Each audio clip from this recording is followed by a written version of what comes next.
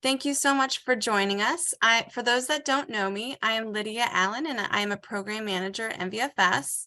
I'm also a member of the MVFS Immigrant Resiliency Work Group. I would like to extend our deep gratitude on behalf of MVFS to American University, and specifically to Professor Orloff and Rafaela Rodriguez from AU for providing this training today. Professor Orloff is the director of the National Immigrant Women's Advocacy Project, NIPWA, at AU's Washington College of Law, which advocates for laws, policies, and practices that enhance legal options for immigrant women and immigrant victims of domestic violence, sexual assault, and human trafficking. Rafaela Rodriguez is an Immigrant Women Law and Policy Fellow and a Doctor of Juridical Science candidate at AU. I would like to mention that this training is an initiative of the MVFS Immigrant Resiliency Work Group's outreach and is being offered at no cost thanks to one of the Multicultural Center's grants with the Office on Violence Against Women. If you would like to know more about the MVFS Immigrant Resiliency Work Group, please email us at immigrantresiliency@mvfs.org. And with that, I will let the experts take it away. Thank you so much. Great. Good morning, everyone. My name is Leslie Orloff. I direct the National Immigrant Women's Advocacy Project. We call ourselves NUAP. And I'm really happy to be here today. We're going to be talking about best practices for serving immigrant victims and access to public benefits and services in Virginia. And I just want to start by saying that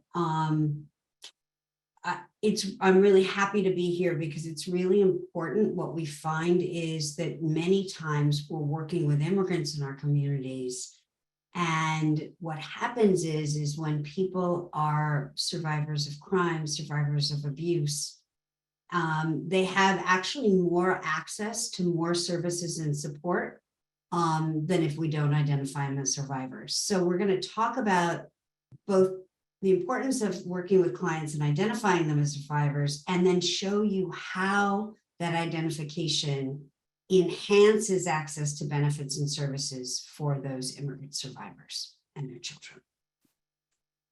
Rafael? Hi, guys. Good morning. And Lydia, thank you so much for the introduction. So I'm Rafaela Rodriguez. I'm Immigrant Women Law and Policy Fellow at NUAP. And I'll be here with Leslie to conduct this webinar.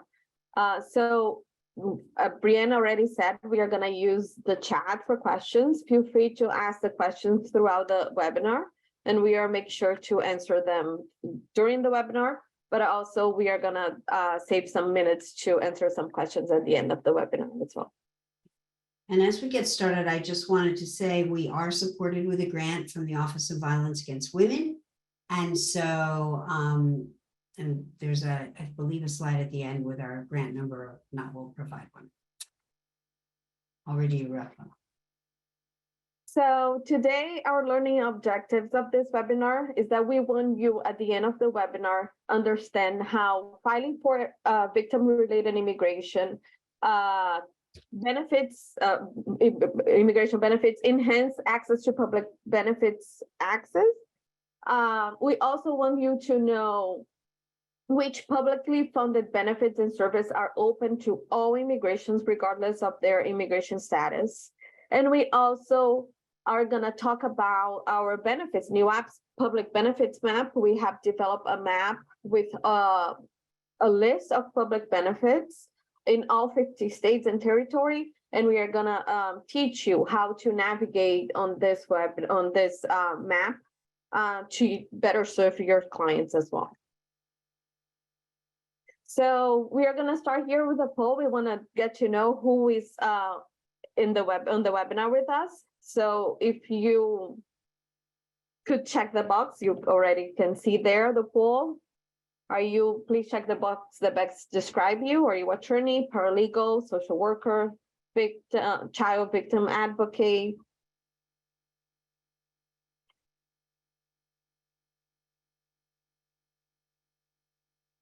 If you are older, please just type in the chat. We are seeing here a lot. I wanted to answer a question. We will make the PowerPoint, the recording, and a whole set of materials that will accompany the webinar available to you. We're going to send you a link to a web page where you can download any of those materials, and including PowerPoint.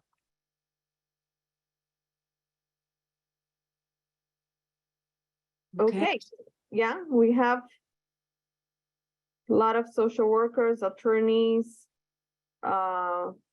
mental health. I'm checking the chat, family resources specialists, family support specialists. That's great. Case manager, career navigators. Wonderful. Okay. So what we're going to do now is I'm going to just start with a few some background on demographics. Virginia is a state with quite diverse population of immigrants. Next slide, please. And so we're going to ask you in the chat, type in the chat, what are the top 5 languages other than English and Spanish that you encounter in your work?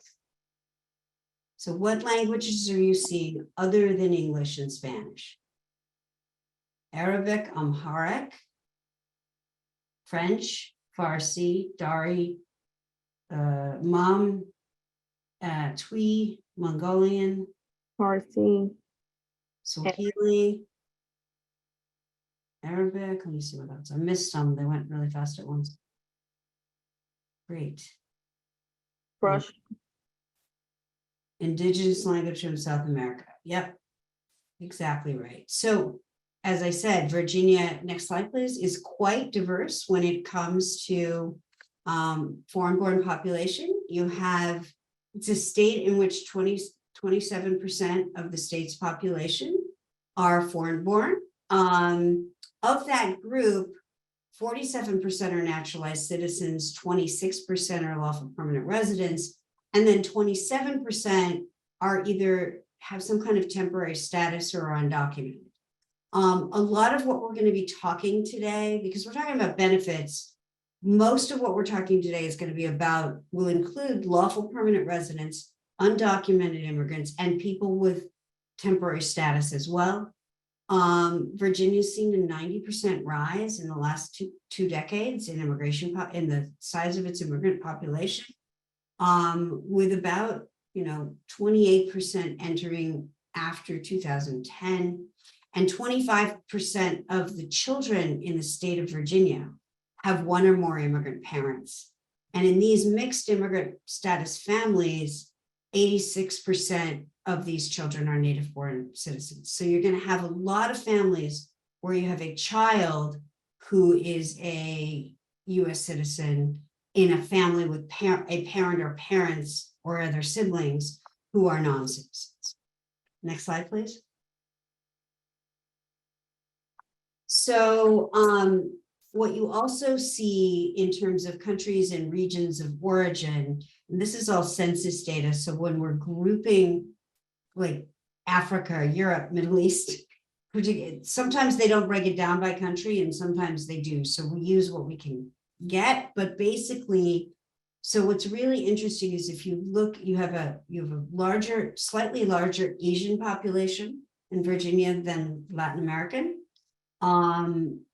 with the biggest country being India, and then Southeast Asian countries being the second largest group, El Salvador being the largest group from Central America, followed by South America, followed by other Central American countries. 10% of your immigrant population are African, almost 10% are European, which means when you're working with clients, there may be people who look like me, speak like me, who actually come from immigrant families, as I do. My father was Ukrainian, born at a time when his birth certificate actually said Russia because it was 1921. It was a long time ago. But the point is you'll have a very diverse population. And in your state, 16.8% of people in the state speak a language other than English at home. And 39% of foreign-born persons in Virginia are limited English proficient. Next slide, please. And so one of the things to look at in terms of language access is thinking about these are the languages that people are speaking at home in Virginia are not going to be identical exactly to the languages that have the highest numbers of limited English proficient victims or clients. So the top 5 languages here, you got them pretty much. I don't know if I saw any Vietnamese in the responses, but Spanish, Chinese, Vietnamese, Arabic, and Korean and Tagalog are like the top languages in Virginia. Next slide, please.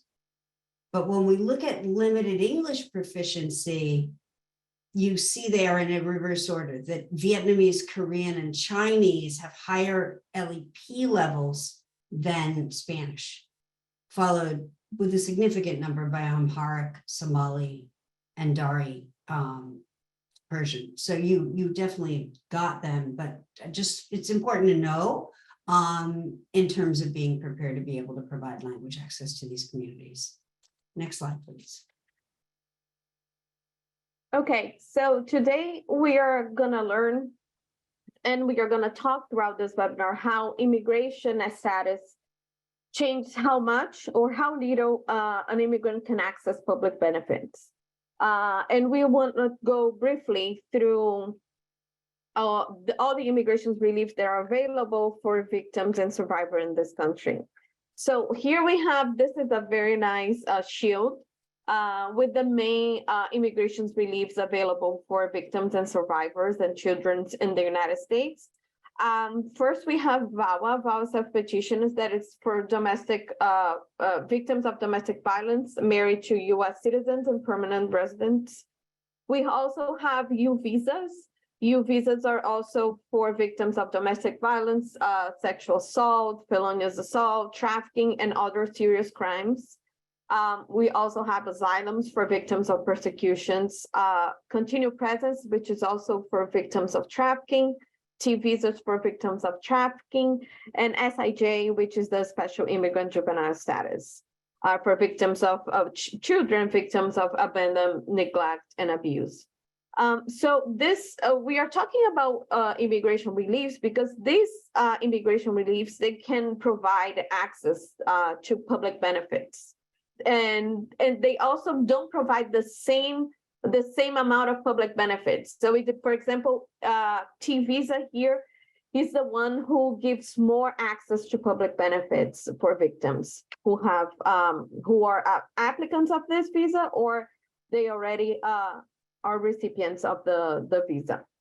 Asylum also provides a broader range of public benefits. However, it can take a long time for victims to receive the asylum. Next, VAWA self-petition and SIJ, they also receive a fair amount federal public benefits, and SIJ especially faster considering all the other ones that we have, especially asylum U visa that can take a long time for victims to access them. We are gonna go a little bit more in depth on this immigration reliefs, and Leslie's gonna talk a little bit more about this. This is a list of all the criminal activities. If you have a client who is a victim of any of these crimes, domestic violence, sexual assault, rape, kidnapping, extortion, and we also have here combined the crimes under SIJ, which is parent perpetrated child abuse, neglect, and child abandonment. So if you work with a client that is a victim of any of this type of crime, they probably are eligible to one of the immigration relief that we just talked about. So it's important because if they are victims of any of these crimes, they can apply for one of the immigration relief and they can access more public benefits, being applicants or recipients of these visas. So what's the benefits? Go ahead, Leslie. Yeah, let me just go really quickly back to the slide for a second. And what's also important to understand is that you should be, as you're working with your clients, you want to have your antenna up. You want to be screening for these because somebody may come in and not have any form of victimization, and then end up, let's say they're a student and they're sexually assaulted at school. By identifying that sexual assault, you could put them on a path that's going to give them faster access to work authorization, more public benefits and things like that. The other thing that's important to understand is here at the end, it says similar criminal activity. And I just want to give you some very recent, Department of Homeland Security has confirmed recently that absolutely child abuse, abusive and neglect of children, abuse of children, elder abuse, and hate crimes are considered similar criminal activities. So that if you're seeing people who suffer those kinds of things, they will fall into one of these buckets as well. They'll be U visa eligible and potentially eligible for other things.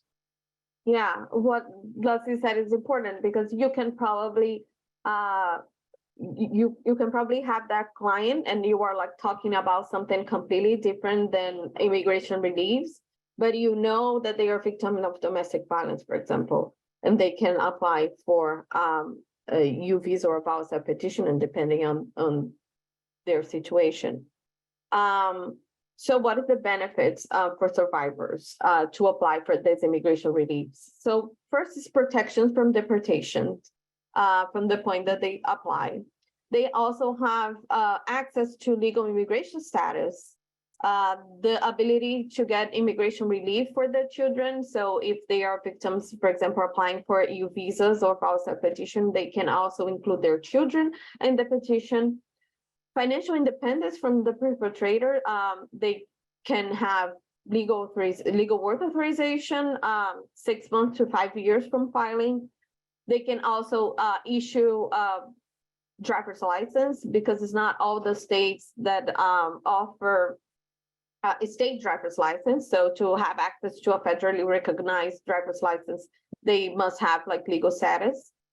And they also would increase access to federal and state public benefits.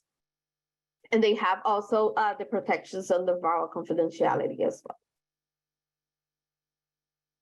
So we want to know from you, have you worked with survivors who have received threats of deportations from perpetrators, B, being contacted by immigration enforcement officials, or C, both?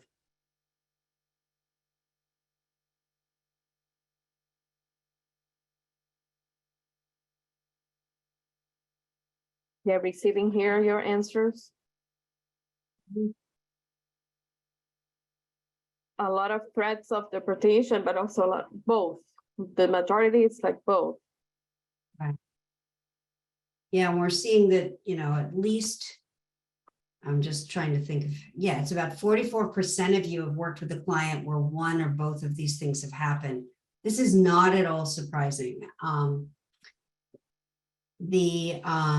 Because basically, one of the reasons we're talking about immigration status and these particular forms of immigration status are forms of immigration status that come with protection from deportation. And they do, most of them. And when I say that, that's particularly the Violence Against Women Act self-petition, the U visa and the T visa. Those all come with stronger protections from deportation than, let's say, asylum or SIJS. SIJS has pretty decent ones, but asylum really doesn't until you get asylum. And the thing about asylum is it's the thing most people apply for and they're least likely to get.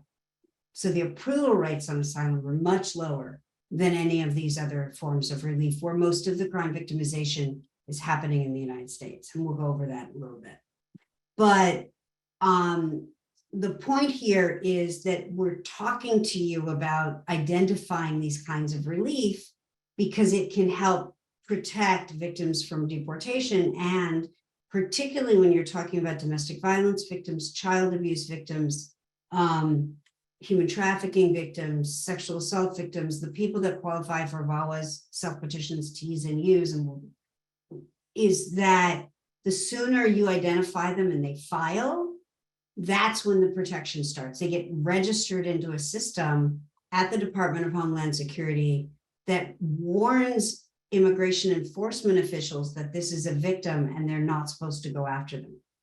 So it helps cut off rapists, domestic violence, child abusers, domestic violence perpetrators, child abusers, traffickers from being able to use immigration enforcement officials against your clients. So it's important, that screening piece is important for that reason. So let's go over what you're screening for, like what are these forms of relief? And I want to show you, we're going to go through this, I'm going to explain these, and then we're going to do a little exercise, and you're going to see how easy it is to identify victims. And we have in the materials that you are, in the materials we're providing, something called a blue card, which is a very simple screening tool, 2 pages that will help you identify these crime victims. But before I start, I'm just looking at child. Okay. We are not talking about TPS today. What's interesting is temporary protected status, which people do have, that you're working with, doesn't lead to permanent residency and citizenship.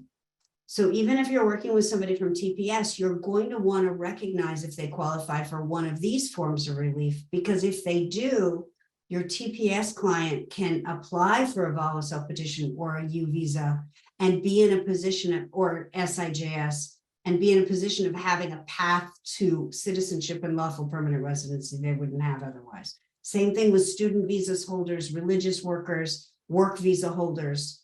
That's why it's important to identify these, because people end up with paths to legal status that they wouldn't have otherwise. And there are some age limits on this, and I'll go over them as we go through. So, Rafaela, try to help me remember to do the age limits, and there was something else. Absolutely. Okay, so VAWA self-petitioners, these are basically, these are protections for people who are abused by their US citizen parent, step-parent, spouse, former spouse, or over 21-year-old child in elder abuse cases, or their lawful permanent resident, spouse, former spouse, parent, or step-parent. So it's basically domestic violence, child abuse, elder abuse.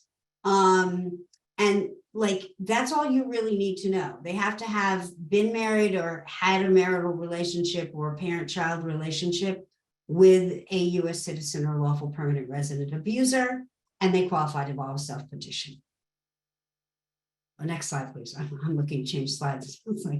And what happens is sometimes you'll encounter, so the way US immigration laws are structured, the normal way, when you're not abused, is people get married, and then the spouse, who's a US citizen or lawful permanent resident, will file papers for the spouse and children. And sometimes we'll have cases of domestic violence where the abatterer actually filed papers for the victim. That doesn't happen in some huge percentage of cases, like 40 to 60% of the time, the abuser, when he's an abuser, doesn't file. But when he does file, you might encounter a client who will come in with a green card, which may not be green anymore, but whatever, the lawful permanent residency card, and it will be a card that only lasts for 2 years.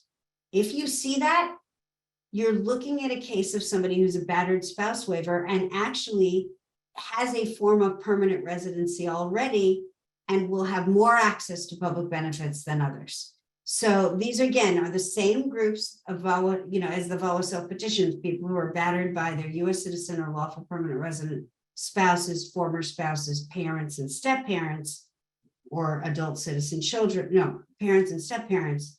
And they will tell you, I can't get divorced because I have to stay with him for 2 years. That's not true. There's a way for the battered spouse waiver allows victims to get their own full green card without the abuser's knowledge, cooperation, or assistance. And that's what the battered spouse waiver is. Next slide, please. So when you look at, it's important when we talk about both the VAWA self-petitions and the battered spouse waiver, as well as the U visa, it provides a remedy for domestic violence. But how is domestic violence defined under immigration laws? It's It includes any definition of domestic violence that Virginia would ever have anywhere. So anybody who can get a protection order in Virginia, anybody who would, where the crime committed against them would be considered a domestic violence in Virginia.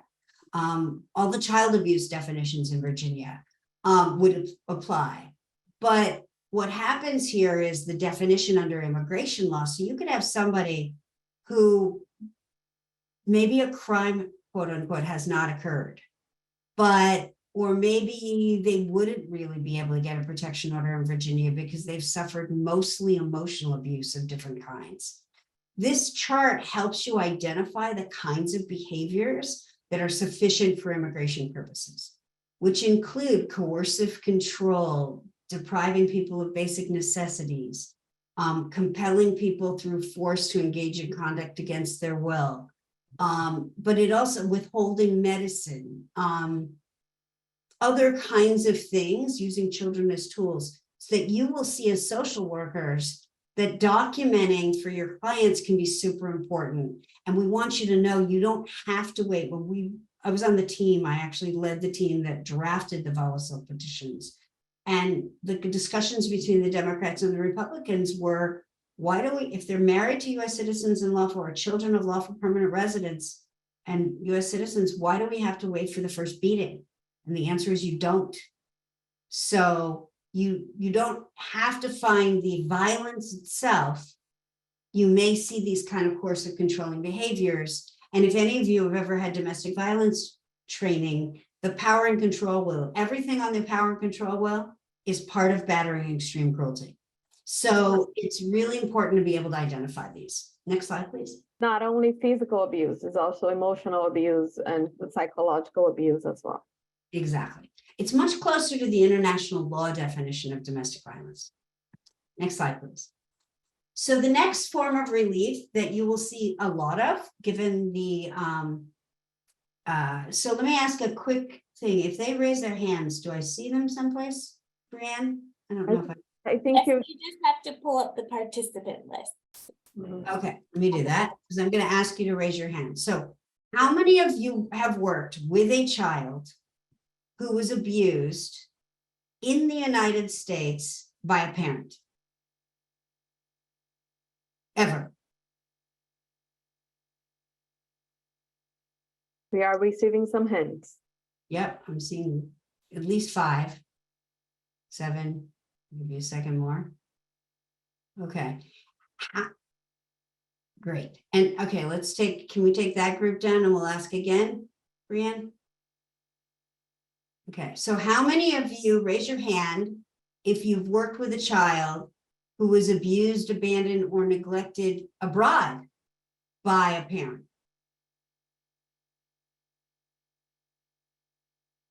Those look like kind of 10, 11. Yeah, so there's a few more. Great.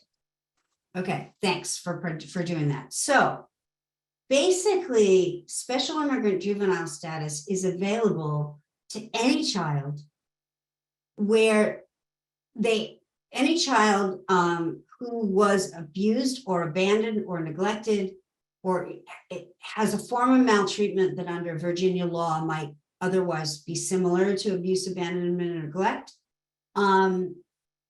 And that abuse, abandonment, or neglect could have happened by either parent, just need one parent, anywhere in the world. So, but people tend to think of it more as happening abroad than in the US, it's equal. So any of these cases where you're working, let's say with a domestic violence victim whose child is also being abused by the child's father, that child would qualify for special immigrant juvenile status. And the reason this is important is that special immigrant juvenile children have the fastest access to healthcare than most other victims we're going to be talking about. So that's one example of how it has a benefits implication. There's also people who might be children of victims filing for a U visa, where the case could take many years, and the child could get special immigrant juvenile status while their mother is waiting in line for the U visa, and they can apply for both at the same time. So you don't have to choose one over the other. So it's important. So basically, anytime you're working with a child, it has to be under the age of majority in the state of Virginia. Which I'm not sure what it is. If somebody knows, you can put it in the chat. You should have looked that up. Maybe Rafaela can do it while I'm talking. Anyway, I also don't know, but someone mentioned 18, so I believe Virginia is 18. okay. So they have to be under the age of 18 to apply. VAWA self-petitions can be longer. They have to be abused before they're 21, and children have up to the age of 25 to apply. Okay, next slide, please. Okay, so the U visa is for victims of criminal activity, that big long list we showed you, who they have to show that they have been in the past, are being, or likely to be helpful in the detection, investigation, prosecution, conviction, or sentencing of the abuser. That could include, they could be helpful by going to court to get a protection order, by talking about the domestic violence or child abuse in a family court case, in a child welfare case. They could be helpful by calling the police for help, if they were sexually assaulted at work, they could be helpful by calling the EEOC or the Department of Labor. So all of these, it's helpful to a government official, not just law enforcement. And so it's law enforcement, prosecutors, judges, and other government officials. They have to show substantial physical or mental abuse as a result of the victimization. So remember the chart I showed you earlier about all the different kinds of coercive control and emotional abuse.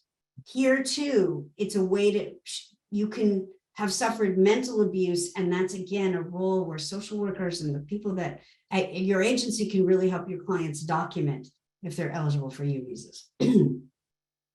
And these crimes will have had to occur in the United States, but there's no, there's no age limit on when you can apply, but there is an age limit. Children have to be included in a parent's U visa. A child has to be under 21 on the date they apply. But then they don't age up. Okay, next slide, please.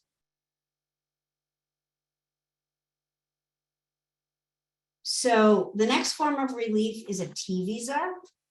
T visa is for victims of trafficking, victims of a severe form of trafficking in persons.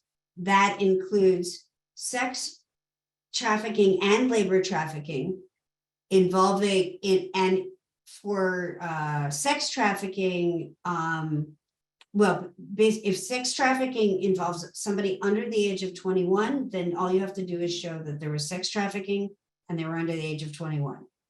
If it's labor trafficking, you have to show, and for adult sex trafficking, you have to show that there was force, fraud, or coercion. For all labor trafficking, children and adults, you have to show that there was some force, fraud, and coercion involved in the labor trafficking. They have to be physically present in the United States, and they have to be willing to comply with reasonable requests for helpfulness in the investigation or prosecution of trafficking. There are exceptions for under 18-year-olds for both labor and sex trafficking, and in terms of this cooperation requirement, and there's an exception for psychological trauma. And then trafficking victims have to show that they would suffer extreme hardship if they were removed from the United States. This is why we included trafficking protections both under the U visa and under the T visas, because some victims might have trouble showing the extreme hardship, is why we did it. Next slide, please. So this is the definition of trafficking. So it's commercial sex acts induced by force, fraud, or coercion, unless the person is under age 18.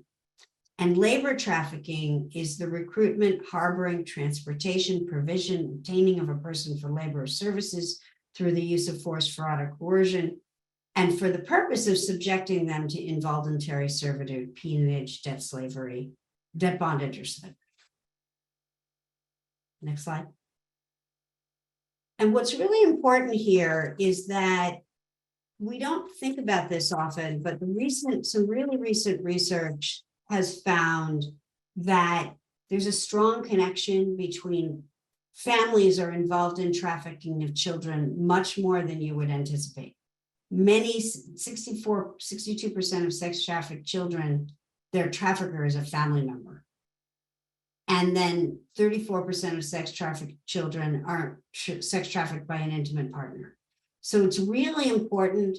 And we raise this trafficking piece because trafficking victims, as Rafaela said, as we opened, have the most access to public benefits everywhere in the country. And like in Virginia, in other states, under federal law, under state law. So screening for trafficking in family relationships that you're working with people with families is super, super important. Both from an immigration perspective, because they have a path to legal immigration status they wouldn't have otherwise, and from a public benefits perspective. Next slide, please. So the next slide, I'm not going to present this in detail, but this is like a chart that you can use. Because one of the things that's important about these different cases is they're on different paths of time. They have different time frames from filing to work authorization. And I talk about filing to work authorization as opposed to filing to approval, because what we have seen from our social science research is that what matters in terms of changing people's lives, in terms of people being able to thrive, in terms of their resilience, in terms of being able to rebuild their lives post-victimization, the most important point in time is when they get formal protection from deportation and work authorization. So what happens is your battered spouse waiver applicants will already have work authorization, and it continues.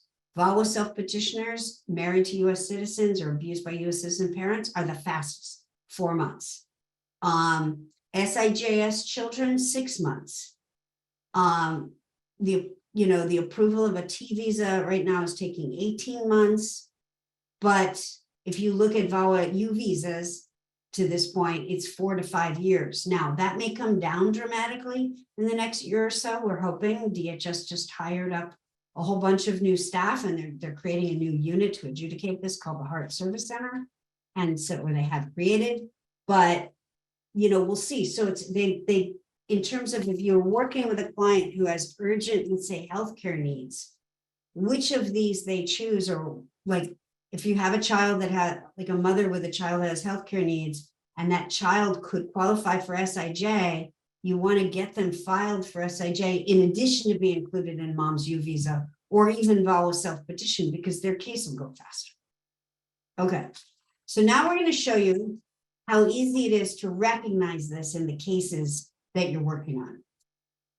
So we're going to use a hypothetical. So Clara met Eduardo, a lawful permanent resident, when he came back to his hometown to visit his family in El Salvador. Eduardo started dating Clara, who was raising her 9-year-old son, Miguel. After Clara became pregnant and gave birth to baby girl Lupe, Eduardo decided to bring Clara, Miguel, and Lupe to the United States to live with him. When they arrived in the US, Eduardo took Clara, Miguel, and Lupe's passports and became physically and sexually abusive of Clara, abusive of Miguel when he tried to intervene to protect his mother from Eduardo's abuse. Eduardo also physically beat Lupe when he said she misbehaved. Within a year following their arrival in the United States, Eduardo forced both Clara and Miguel to work for his family's business and never paid them for their labor. One night, when Miguel was 13 and Lupe was 5, Eduardo's rage led to severe beatings with a belt of Miguel and Lupe. When Clara intervened to protect the children, Eduardo strangled her until she passed out. The neighbors called the police for help. While Clara talked to the police when they arrived, the police arrested Eduardo for attempted murder and child abuse and took Clara to the hospital and placed the children in the care of the state. Follow? Okay, so now we are going to ask you questions. So what forms of immigration relief would Clara qualify for? A U visa, B, VAWA self-petition as a parent of Lupe, C, a T visa, or D, all the above?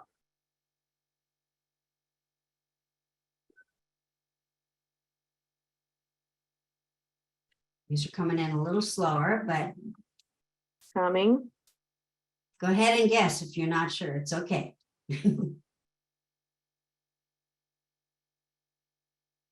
About 46%. Okay. 59, come on. Okay, we're gonna share. Okay, so 27 think it's U visa, but majority 51, all the above. exactly. So Rafaela, what's the right question? What's the right answer? All the above. Clara qualified for all this immigration relief, a U visa. So she was a victim of domestic violence, spousal petition. She was in a relationship with he's a lawful permanent resident, right? Right, so that's the tricky one. So she qualifies as a self-petition because she is the parent of Lupe, who's being abused by her lawful permanent resident father. Yeah. The trick here is there's no marriage between not Lupe, Clara between and Miguel and Eduardo. And as a result, if there was a marriage between Clara and Eduardo, then Clara could self-petition as an abused spouse. for But her. here she's an abused girlfriend and wouldn't qualify, but she does qualify. They created self-petitioning to allow, and she would qualify even if Lupe was a citizen. Yeah. So child status doesn't matter. It's the fact that she's an undocumented mom with a child who's being abused by their citizen or lawful permanent resident, dad or stepdad. So that, or other mother if it's a same-sex relationship, however you want to look at it. And visa. And she qualifies for a T visa because she was forced to work by Eduardo and wasn't paid. And there's really good kind of domestic servitude rules that just came out from the Department of Homeland Security about this. And Rafaela, we're going to need to add those to the webpage. So new ones just came out yesterday. So you might want to make a note. Mm-hmm. Okay. Someone asked, like, what if police has never been involved? So with a VAWA self-petition, you never have to have a police involved. So if she never called the police for help, nobody ever called the police, she called the police, she didn't talk to them. VAWA self-petition, there's no quantity of police involvement at all involved. You don't need it. You would need it for a U visa, but not for a VAWA self-petition. And you wouldn't even need police involvement on a VAWA self-petition, on a U visa. If she went to court and filed for a protection order and never called the police, she would also qualify. Yeah, I was gonna mention that. It's not, the police is involved in this scenario, but she could have just like requested a protection order from a judge. And then she will be, the judge could sign the certification for her. So we are gonna ask the next poll. Okay, What can form we, one second, there's another question. What if the abused husband has involved the police to manipulate the victim?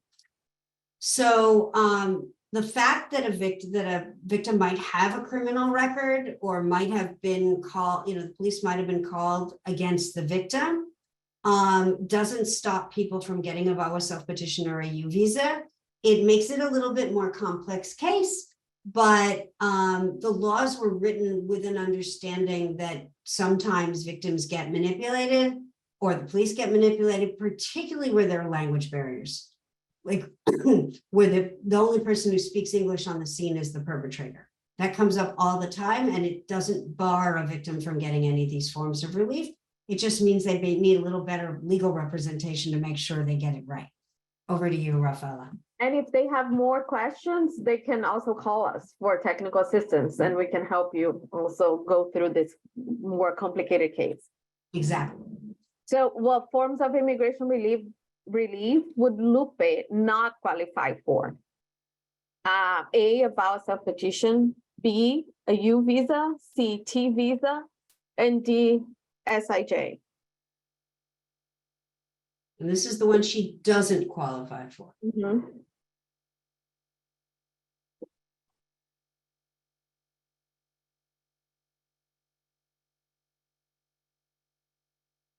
Okay. Results are coming in. Almost at halfway there. Somebody doesn't see the poll. To the pool. Okay, why don't we let's show the results. Okay, so this one's a bit more tricky. The correct answer is the T visa. Lupe qualifies for a VAWA self-petition because she's abused by her lawful permanent resident father. Lupe qualifies for a U visa because she was the victim of child abuse, the beating with the belt, by the father. She doesn't qualify for a T visa because she wasn't forced to work herself. However, if her mother applies for a T visa, they can include Lupe in as a derivative, as a child in the application, and get her a T visa through her mother. And Miguel, because he's a child and she's a child, under the U visa program, he can apply for a U visa and include his sister, the T visa program, sorry, the T visa, and include his sister who wasn't trafficked herself, but she can get the protection as a sibling of the trafficking victim. So it's a little bit of a trick question. She doesn't directly qualify, but she can get it through the other two. And she doesn't qualify, and she absolutely does qualify for SIJS because the person who abused her is her father. Your father, yeah. Okay, next. Next, we have one more. And this is a checkout of all that apply. So what forms of immigration relief would Miguel qualify for? A, VAWA self-petition, B, U visa, C, T visa, and D, SIJ.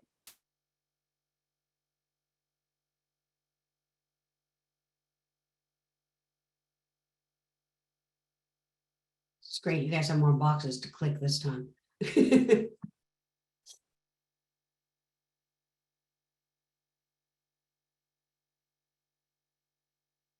Coming in.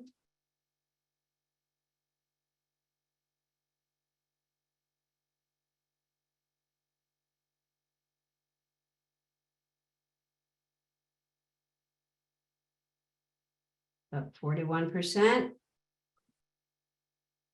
Anybody else? A few more. I'll give you like 20 seconds more.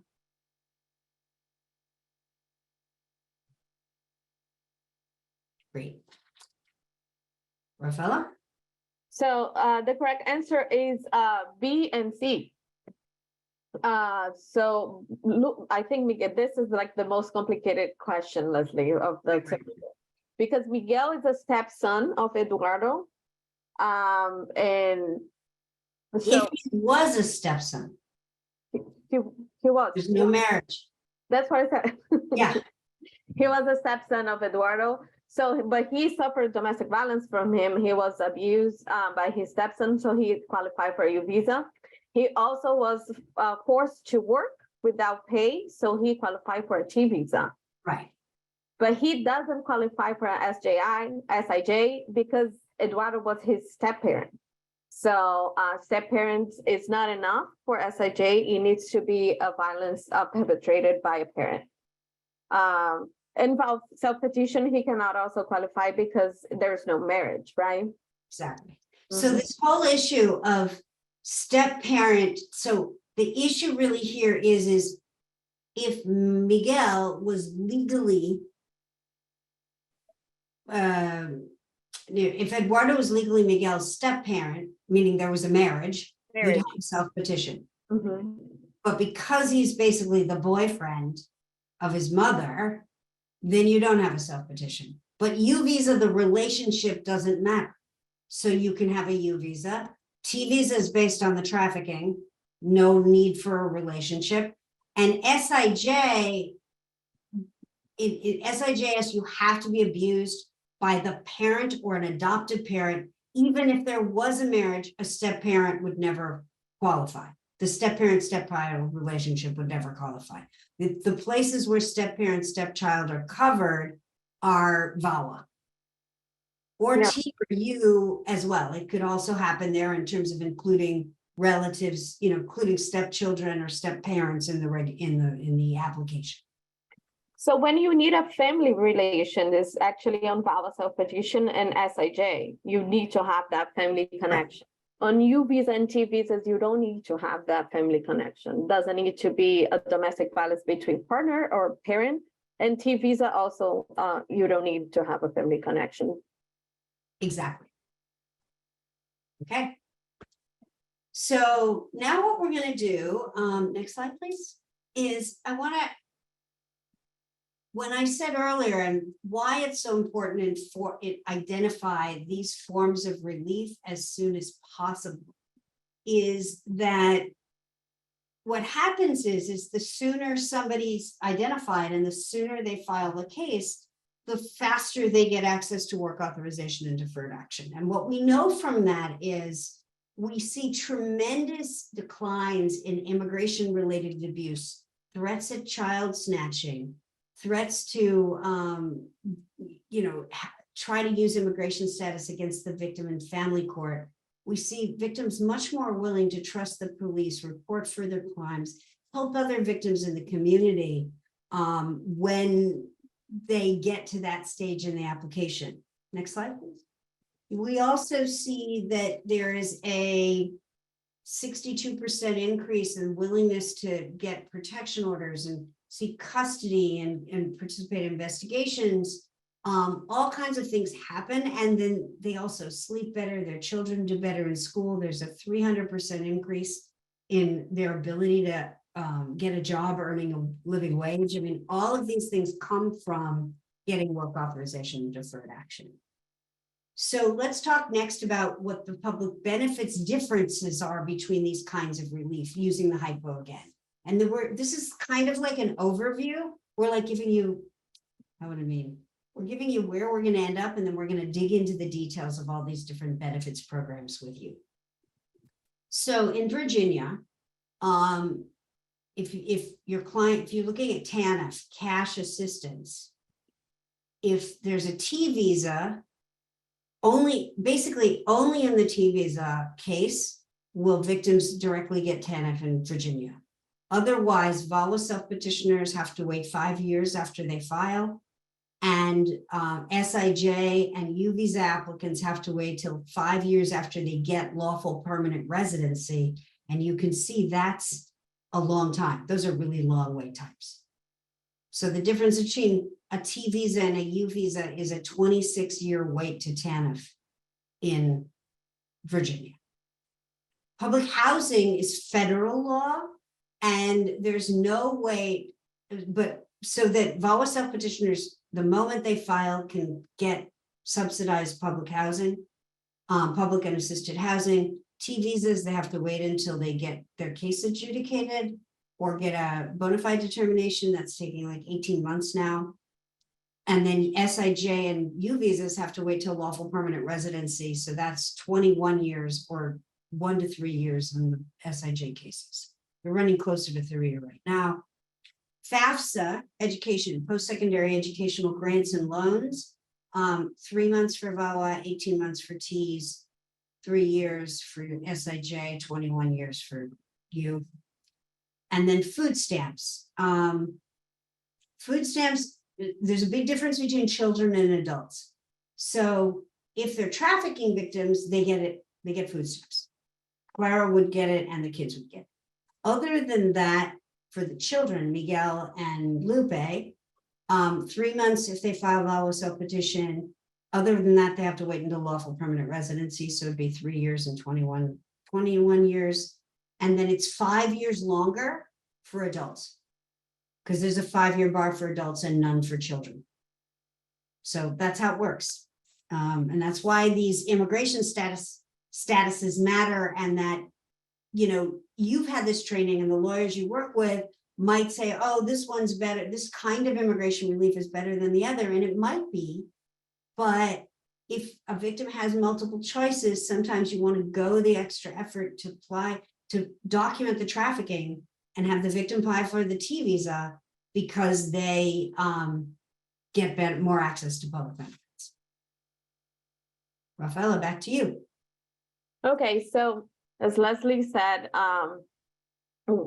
we just had an overview like how immigration status can affect how broader or how little victims can receive public benefits.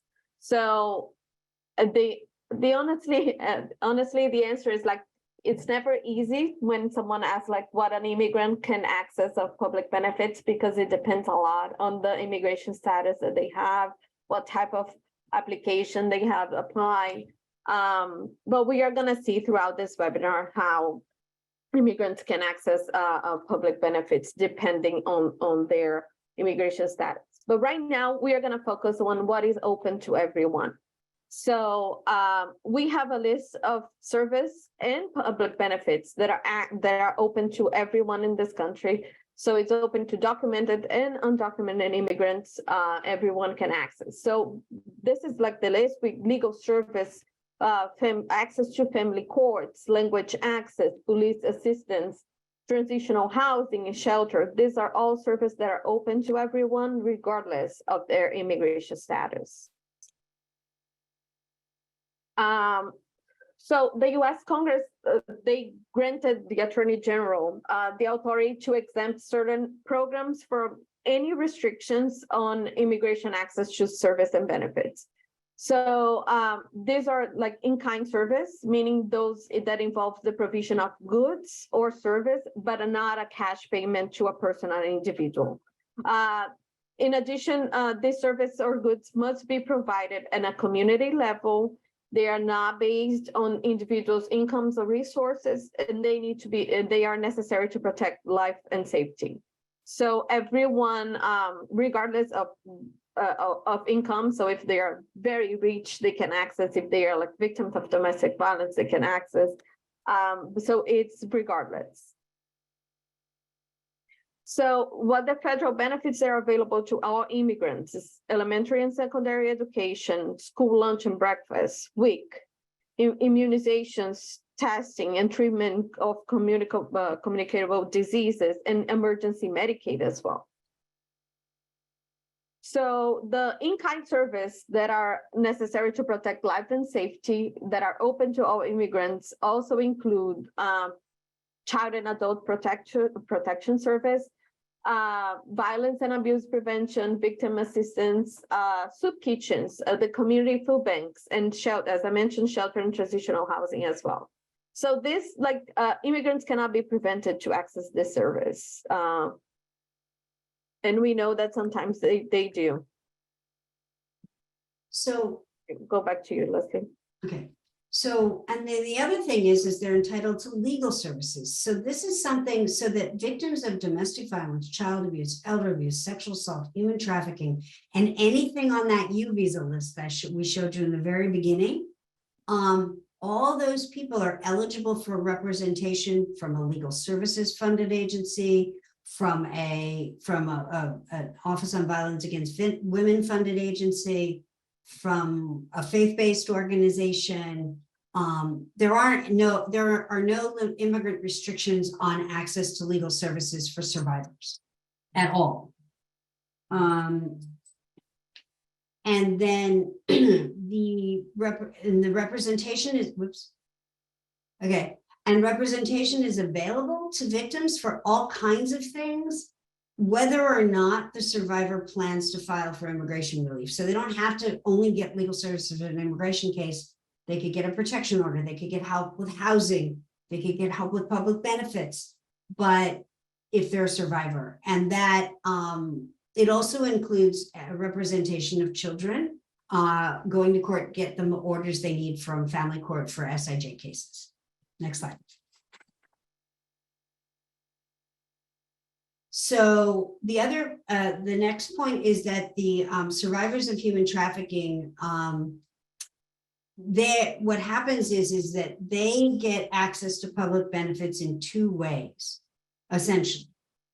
For adults, if an adult files a T visa or for continued presence, and they're granted the T visa or continued presence or bona fide determination in a T visa, they will get a letter from the Office of Refugee Resettlement, and it's called a basically a letter from an office from refugee resettlement certification letter that allows them to get federal public benefits as trafficking victims. For children, and that means they get, and anybody that gets an ORR letter as an adult or an OTIP letter as a child, which I'll explain more in a minute, gets access to benefits the same as refugees. So they both get refugee program benefits, those things that last for like 6 months or a year. Then they also get TANF and food stamps and SSI and every other kind of benefit we're going to be talking about, they get.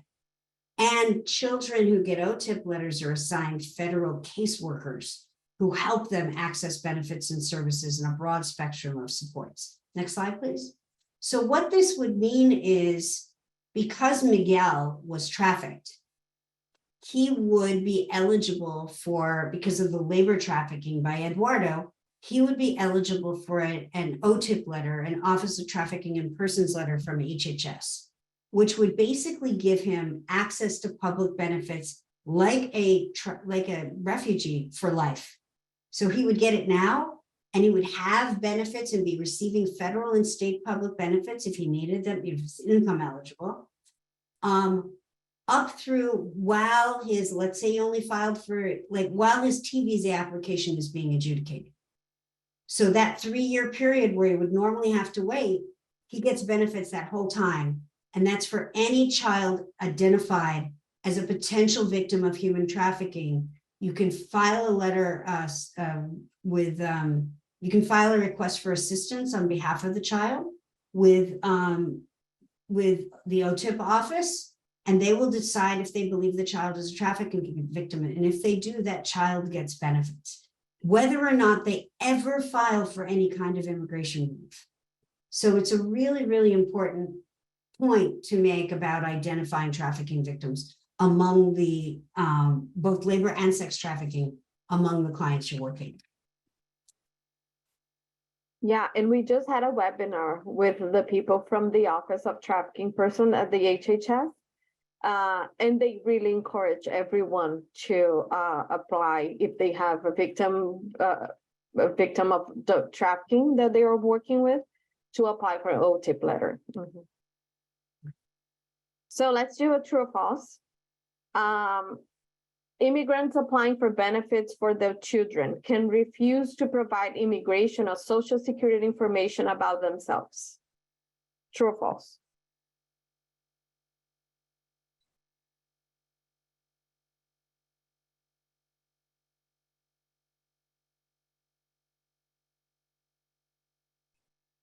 About a third of you responded. See a few more.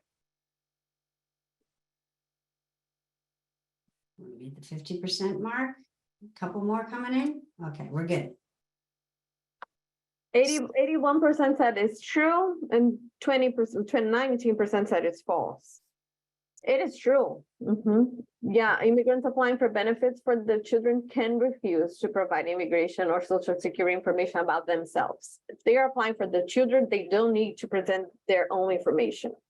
Right. And can you go to the next slide? So what happens is there are federal laws that are designed to facilitate access to public benefits by qualified citizen and qualified immigrant children. And so benefits providers are only allowed to ask questions about the child's eligibility if the parent or guardian or adult that's going with them isn't seeking additional benefits for themselves.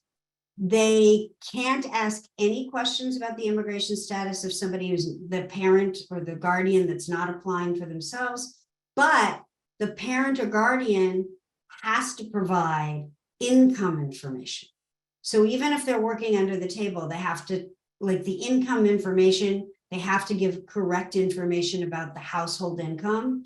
If they don't give correct information about the household income, and this answers a question that came in the registration that somebody asked, they could be committing fraud, and they'll have to return the money, and that fraud finding could impede access to immigration relief in the future, because it's not good moral character to fraudulently take money from the government.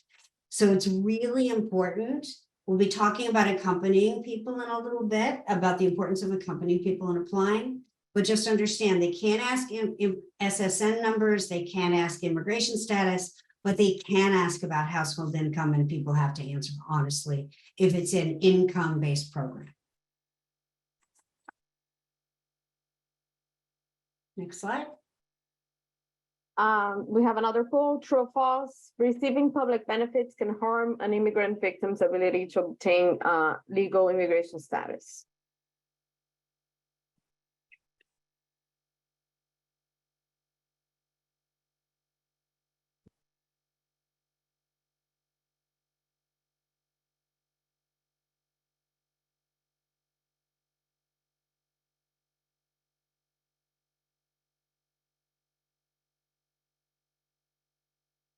Yeah, so we have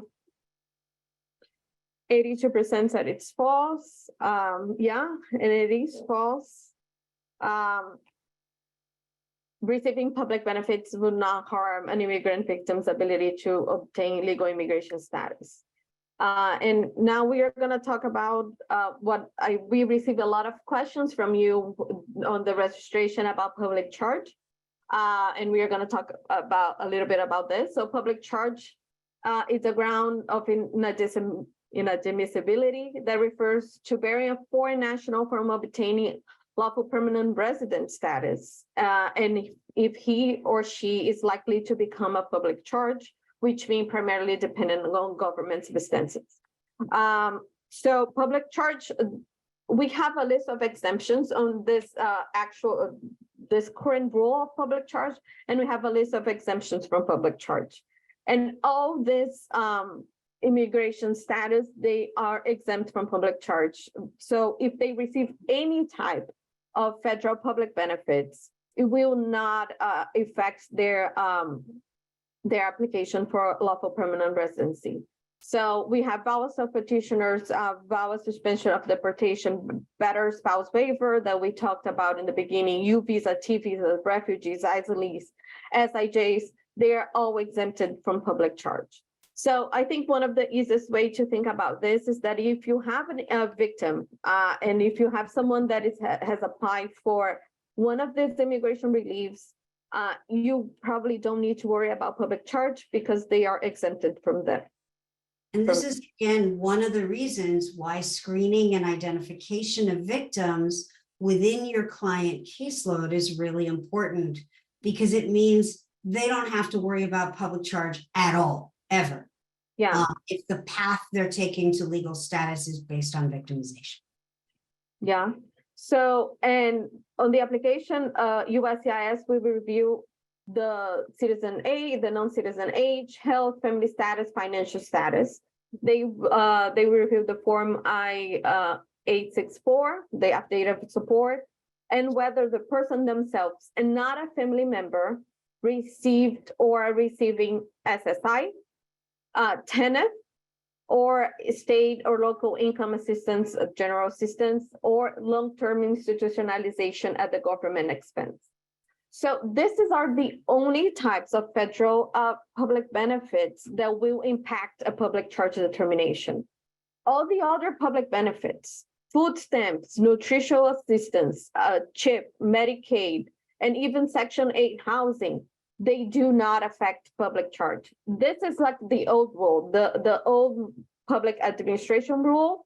They had changed that, and Section 8 was affecting public charge. This is not true anymore. If you have a client that is applying for food stamp, nutritional assistance, or Section 8 housing, it would never affect their public charge determinations. Only SSI and TANF and general assistance. So it's usually cash payments that will affect public charge determination and long-term institutionalization as well. But again, if they're victims, not an issue. Yeah, exactly. And if they're victim, not an issue.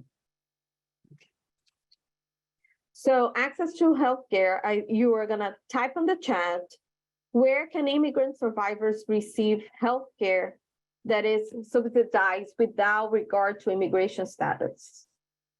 So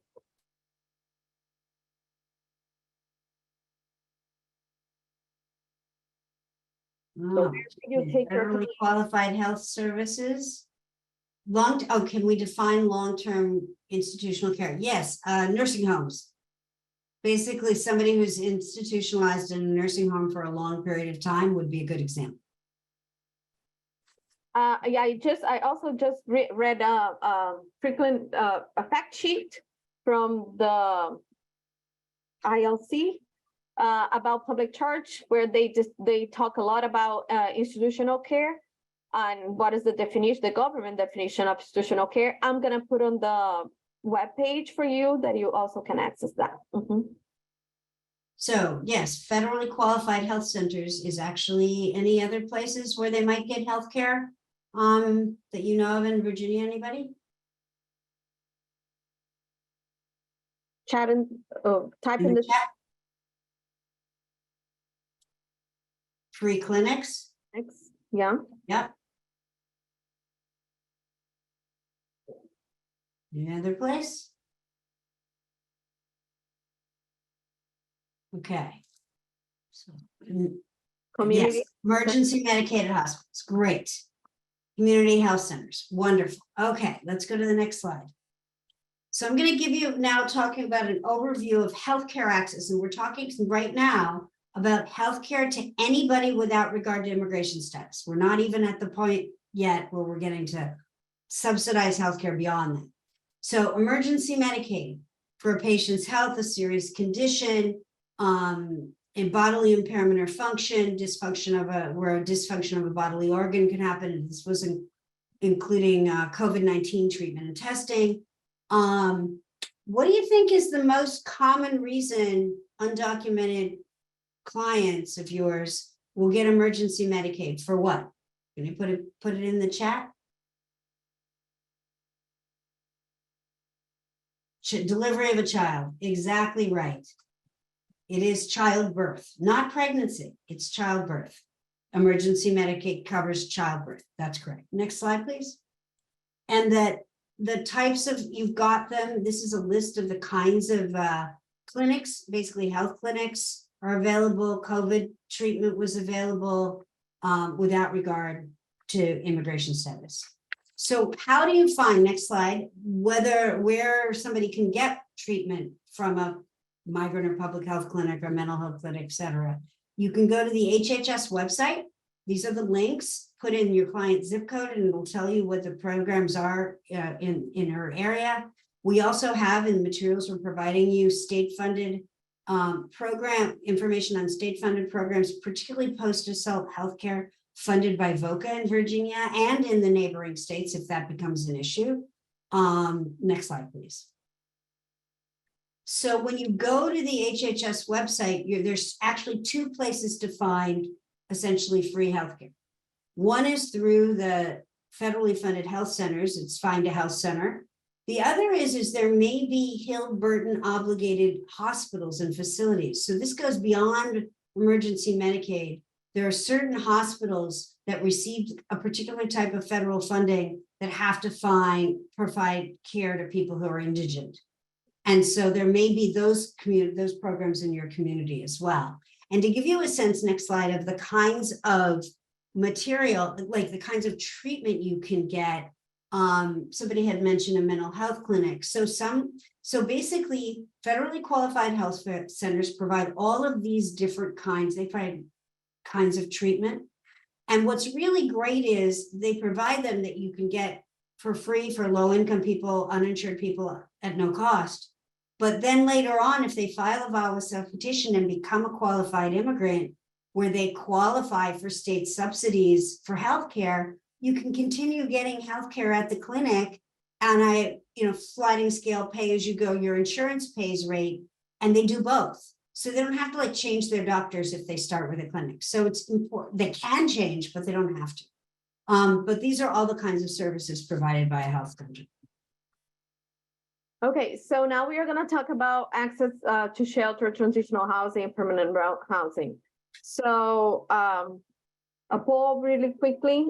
Do you work with immigrant survivors who need emergency shelter and transitional housing? Yes or no? You can type in the chat. Yeah. Yeah, let's just type in the chat for this one. Yes, yes. We are receiving a lot of yes. Yep. Okay, so as I mentioned before, transitional housing and shelter are in the list of service and public benefits that are open to all immigrants regardless of their immigration status. So housing provider must not turn away immigrants based on their immigration status from emergency shelter, transitional housing, and rapid rehousing. Yeah, I'm here. So shelter, transitional housing, they are open to everyone without regard to immigration status, citizenship, nationality, and English language abilities.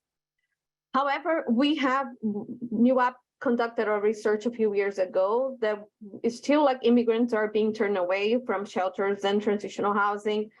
We have really high rates, 94%, for example, of victims of sexual assault have been denied transitional housing. This was, let me just interrupt, not shelter, this data was transitional housing, not shelters. Generally, people are turned away from shelters. It's the transitional housing programs. Yeah. And domestic violence, 52%, and human trafficking, 21%. So this was like the reasons why people were turned away, and a lot of them related to documentation related to immigration status. So, for example, sexual assault, like 99%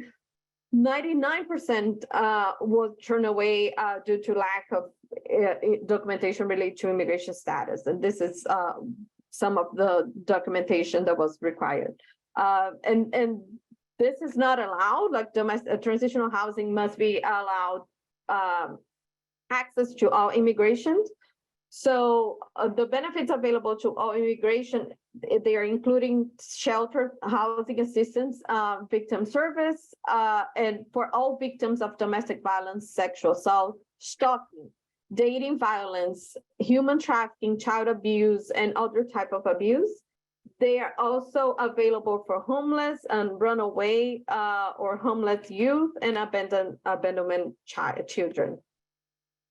So there's a letter from HUD from 2001 that says that both emergency shelter and transitional housing are necessary to protect life and safety. And that's why they're open to all immigrants regardless of their immigration status. They fell on the list of the Attorney General's list. And transitional housing is by its nature a short-term solution and a bridge toward permanent housing. So this is the HUD and DOJ and HHS. They confirmed in a joint letter that federally funded housing providers cannot turn away individuals based on their immigration status. As I mentioned, short-term shelter and housing assistance as well. So transitional housing, what is a transitional housing? It's a transitional housing when they meet the in-kind community level and life and safety tests. So the unit is owned or leased by a grantee and used to provide transitional housing, and they must be open to all, and they cannot have any immigration restrictions as well. So there's an exception in the law saying that granting paying rental assistance payment for participants when regulations require income tests. However, there's no regulations that require income tests right now. So this is exceptions not really enforced because there's no regulations that it's currently requiring an income test. Also, if you know any transitional housing programs that are turning away immigrants, depending on their immigration status, there's anti-discrimination protections that can be triggered. So this is the law that talked about anti-discrimination protections. They cannot be discriminated by race, color, and national origin. So they can, if the transitional housing program is turning away based on immigration status, they can lose their federal funding if they continue to do this practice. So this is an area where if you have a client that's having trouble with a transitional housing program, you can call us for TA. And we'll help you. I'm going to show you some slides now, and we're going to walk you through kind of what will help you, how you can help get clients into transitional housing. So even when programs are trying to discriminate, or whether they're not trying or not, they'll come up with all kinds of reasons. But and what should be happening, next slide, please, for admission criteria to transitional housing for survivors is that if somebody is fleeing an abusive relationship or employment or a home where rape occurred, they should be eligible to get into transitional housing if they're willing and desire to participate and, and work with the staff of the program. They don't have to earn a specific amount of money. They create an individualized safety plan, and the idea is to allow them, to be there. And what happens is that's what should be happening for victims generally in transitional housing programs. However, we know, next slide, please, that transitional housing programs will impose their own criteria. And some of them are like residents. The residents in a county or city is not unusual.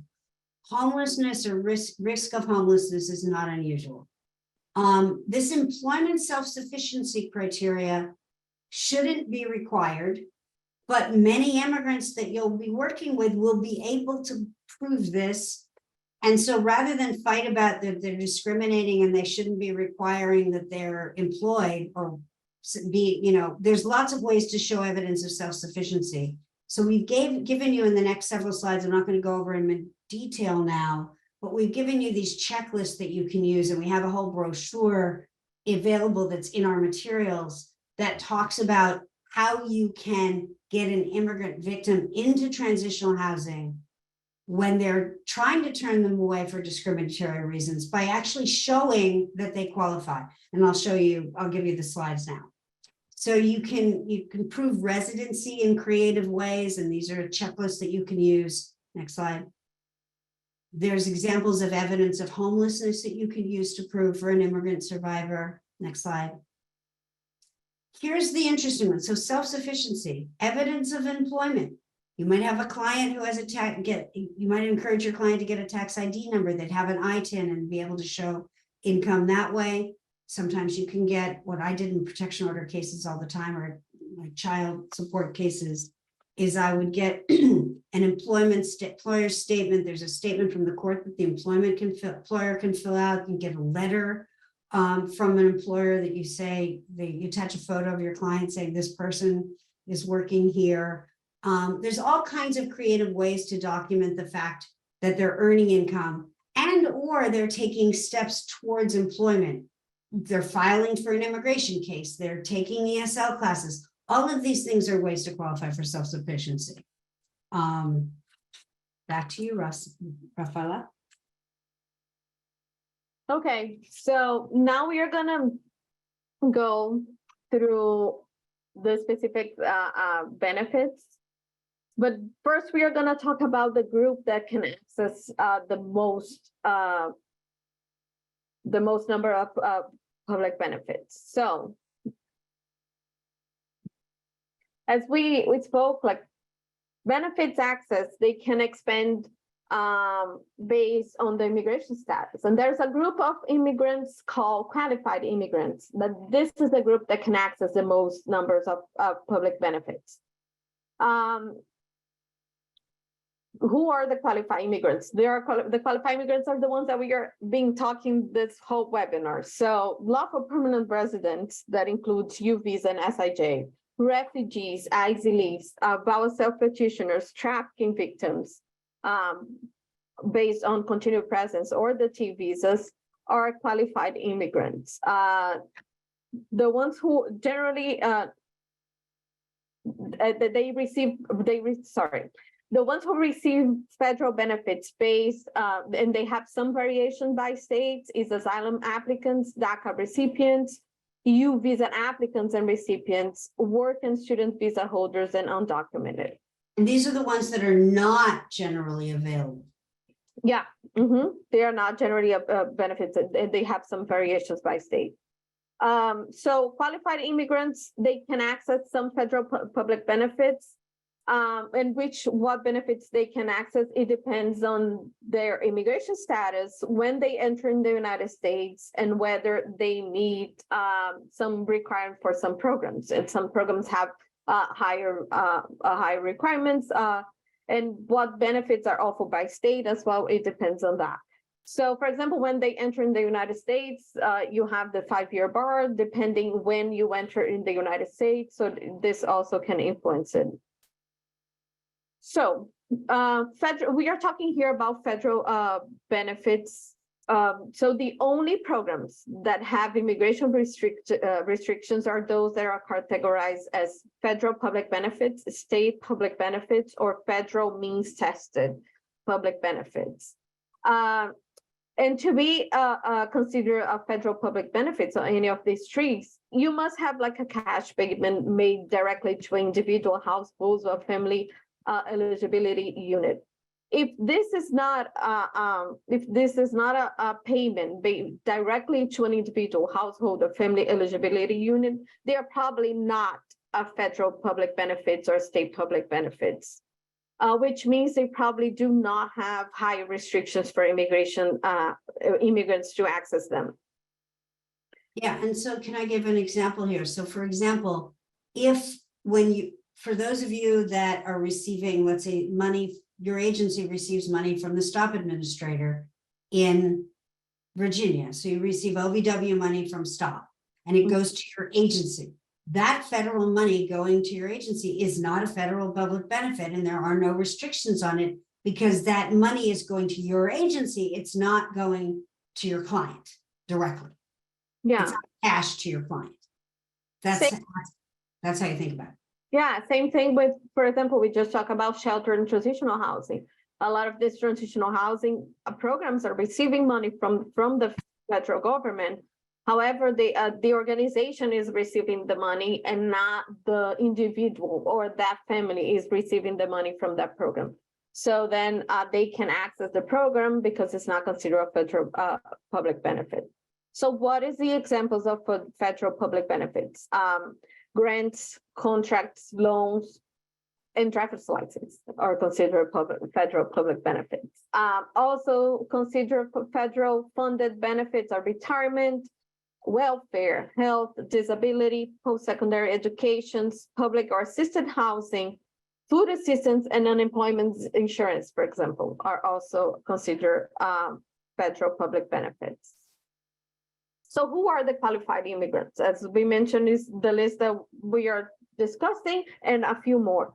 So we have lawful permanent residents, refugees, ICEs, veterans, Americans, trafficking victims, filing or with the T visas, person granted conditional entry, person parole into the US 1 year more, and VAWA.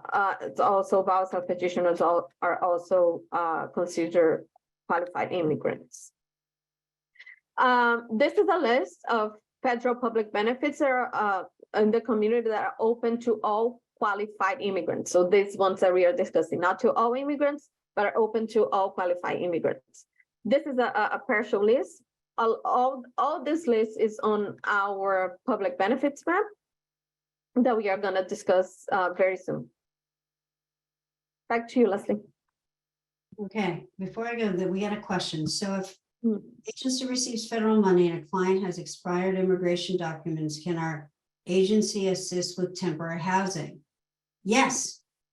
If it's transitional housing, so the question becomes, and this is a good time to ask it, we're going to dive into, so we talked about what every immigrant is eligible for, which is shelter and transitional housing. Then there's something called public and assisted housing, which is permanent housing, and that is governed by Section 214. So this is a perfect time to ask your question, because now I'm going to go in and walk you through what has immigrant restrictions in terms of the permanent housing. Next slide, please. So we're going to start with a poll. Okay, which of the following programs does not have immigrant access restrictions under Section 214 of the Housing Act?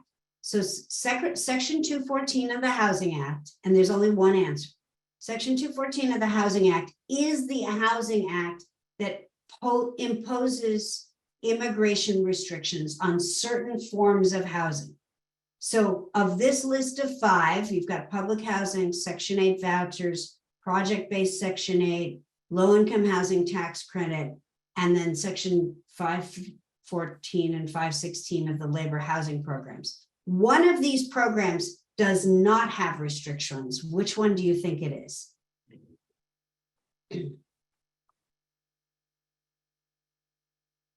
One of these is open to everyone.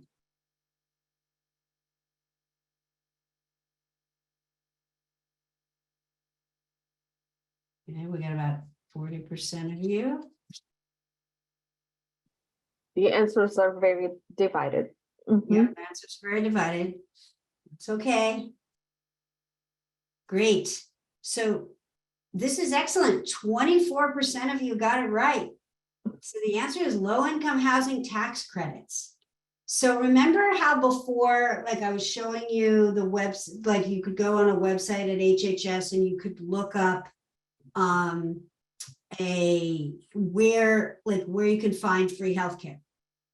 Low-income housing tax credit has the same thing. There's this great website. It's called VAWA Home. Maybe you can drop it in the chat. And we'll put it on the website on our materials page, which has a description for, it basically has a big national map and it tells you the housing projects all over the country that are low-income housing tax credits that people can apply for without regard to immigration status. And for victims of domestic violence in particular as well. I mean, it's a really good resource. But anyway, but public housing, Section 8 vouchers, project-based Section 8, and Section 214 housing, the labor housing, which is run through the Department of Agriculture, are all restricted programs. So this is one with like all the bullets hidden. Mhm.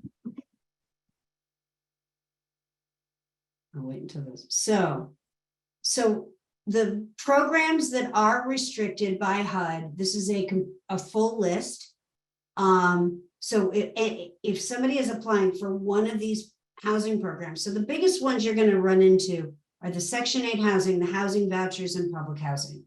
So qualified immigrants, in addition to qualifying for shelter and transitional housing, VAWA self-petitioners, SIJS children who have green cards, who've gotten lawful permanent residency, trafficking victims with T visas, all qualify for all of these programs in addition to what they would get as just being like without any particular immigration status. Next slide. There's also a number of programs, additional programs. These 500 series programs are run by, it's a combination of HUD and the Department of Agriculture. So these are the other list of programs that are restricted. Next slide, please.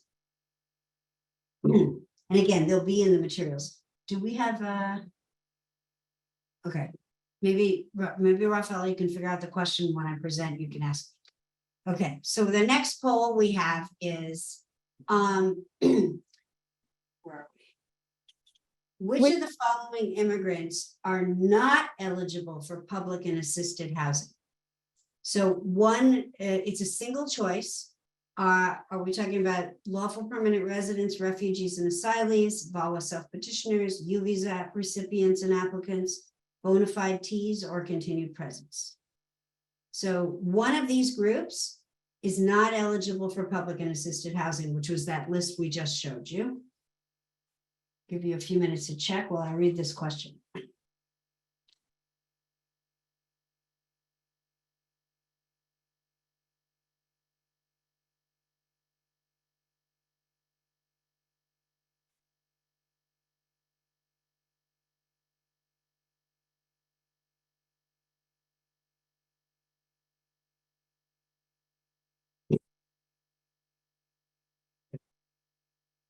Still coming in, about 33%. A few more of you can feel free to take a guess. No, we already closed the.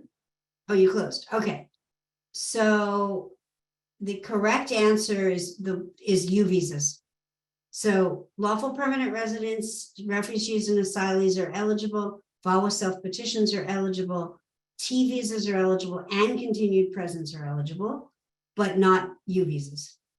So U visa victims aren't eligible for public and assisted housing until they get lawful permanent residence, which is going to take about 21 years from today until they get their visa, until they get their green cards. No, actually, they have to have lawful. It's 25 years because it's 26 years because it's 24 or 5 years. It's 3 years after getting their U visa.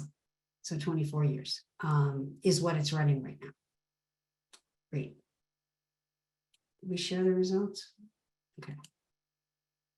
So, so the list of who is eligible for Section 214 housing, that list I gave you before, and we have these lists, you'll have them in the materials, so you can look up, where they're thinking of applying for housing and who qualifies. This is the complete list of who qualifies for Section 214 housing. There's one more coming, I think. There we go. And so you'll see that of the groups we're talking about here, it's basically VAWA self-petitioners and T visas who get housing, public and assisted housing access sooner than the other victims. SIJ children will get access when they become lawful permanent residents. And that kind of goes to the question we got, which is that you need one person in the household who qualifies. That one person could be a child in terms of public or assisted housing, and that everybody in the household who qualifies is eligible for part of the subsidy. But if there are family members that don't qualify, those family members get prorated out. So you get less of a subsidy because you don't get their shares is what happens. In terms of and you need a head of household who is a qualified immigrant. No, I don't know about that, because you could have just a child. So the issue is it doesn't necessarily have to be your client that signs the lease. There could be, if there are other adults in the unit that sign the lease, but everybody, there's forms that HUD has where everybody in the household has to be listed. And they do this calculation and you have to report annually about who's in the household. And so that's, that can be, there's a way to deal with that issue. As to the issue of credit history and documents, the best thing I can tell you, and we're going to be getting to this at the very end, is if your client is actually working and is whether or not they have permission to work, they can go get an ITIN number. I mean, they can basically get a number that allows them to, if they're working, to basically pay taxes on the money they're earning, or file tax returns based on the money they're earning, and create a documented history of their income, which would help in apartment rentals, among other things. So that's the best way I can answer that. And that's the kind of thing, if you have a particular case, you can call us for TA and we can get you. There are some people, particularly around crime victims and VAWA, self-petitioners and victims of domestic violence, are really good on some of this TA around leases and things like that. And you can call us and we can connect you. Next slide, please. So we've just gone through what is restricted, and here is a complete list about what's not restricted. So this is I think it may not be complete, but it's a very full list of the major housing programs that fund all kinds of housing that have no immigrant restrictions. And again, that's in addition to rapid rehousing, transitional housing. These are the permanent housing programs that don't have Section 214 restrictions. Next slide. So some of you will be working with Violence Against Women Act self-petitioners. What's really good about recognizing cases of VAWA self-petitioners is that VAWA self-petitioners are eligible for public and assisted housing the moment they file their application. So as soon as they file their application, they're eligible. And they don't have to wait at all. But HUD will have to verify that they have a satisfactory immigration status. And they do this using something called the SAVE system. Now, what's going to happen is the SAVE system will generally, and there's a notice from the Public Housing Authority about this. Next slide, please. So the SAVE system, what will happen, and then the people that qualify, so what will happen is it's for VAWA self-petitioners and their children and trafficking victims and their children. And these are all the different types of VAWA self-petitions that qualify. And this is an area where if you're working with a client whose husband or wife filed immigration papers for them that have been approved, these will be cases where the abuser is the abusive spouse is a lawful permanent resident. Where that happens, they actually can get public housing based on the fact that they have an approved family-based petition and the abuse. So that's another exception where they don't even have to file for VAWA. Next slide, please. And what's going to happen is we gave you instructions here from the SAVE program, because what's going to happen is eventually when they go and apply for SAVE, they won't see these cases. They're going to get a no match letter back. And then you have to tell them, or the Public Housing Authority has to ask for additional verification in these VAWA and trafficking cases. Next slide, please. And this next slide literally tells you and the Public Housing Authority, how to tell the Public Housing Authority to use their own system and the system at DHS to do the verification in these cases. And we've got it here for you. Next slide, please. So it's super important that you be prepared to advocate for the survivor, because the survivor and children can remain in the housing unit when the perpetrator is removed. If the survivor is a VAWA self-petitioner or a T visa or a lawful permanent resident, they're eligible to continue getting the subsidy, so the subsidy doesn't drop for the family. Based on the child's survival, they can avoid proration, and they can, it's really important too, if you've got a victim in immigration court, that they get what's called a prima facie determination that gives them housing ability as well. And it's really, and the law basically says the Public Housing Authority can't ask them if they're a VAWA self-petitioner or have a VAWA cancellation case. They can't ask them about to prove that they're victims, because DHS and the immigration judge adjudicate the victimization, not HUD. Family-based petitioners, however, do have to prove that they're abused, and we have a whole toolkit for you. If you're working with that particular kind of client, we can walk you through it, give you a toolkit checklist on how to prove the abuse to the Public Housing. Over to you, Rafaela. Now the best part we've been waiting for.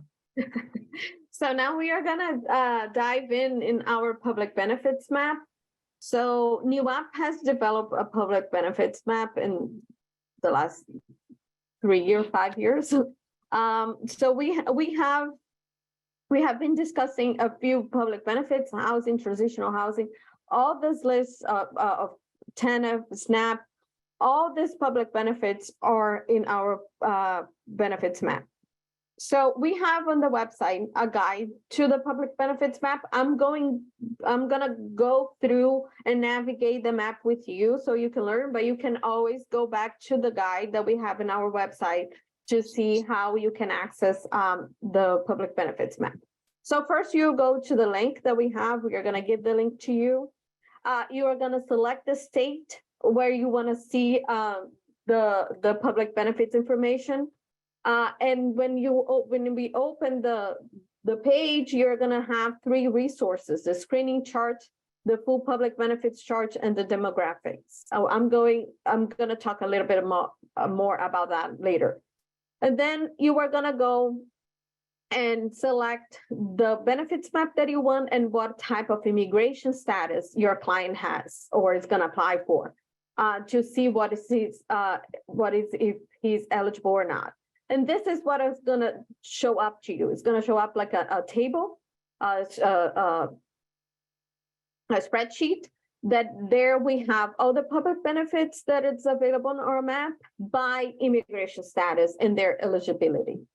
So, and then you can open to check more information about the information that they have there, if it's eligible or not.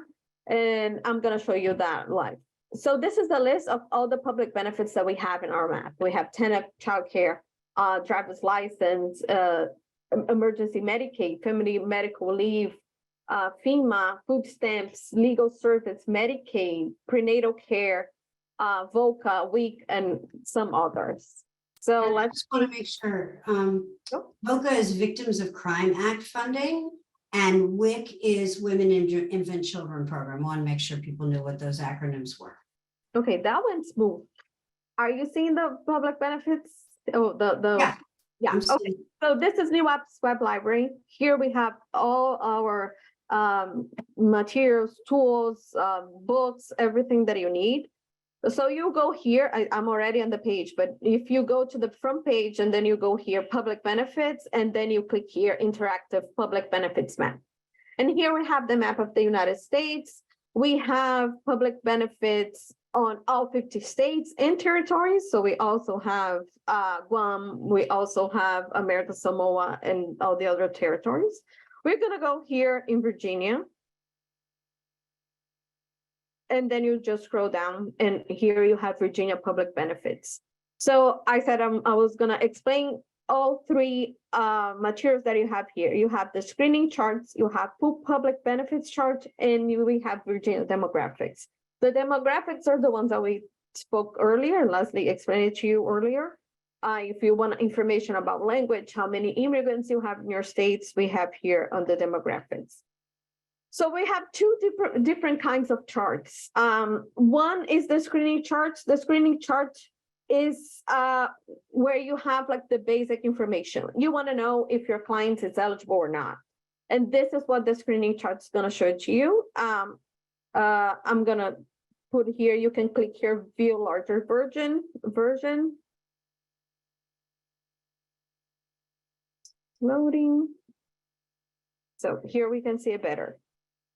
So as you can see, we have here, this is all Virginia because we chose that state. We have the benefits name here. We have childcare TANF funded, emergency Medicaid. This is the list of public benefits that we have available by immigration status. So we have spouse petitioner, battery spouse waiver, refugee, asylum applicants. Oh, we also have updated for Afghans and Ukrainians, refugees that are, you probably have received a lot of them in your states.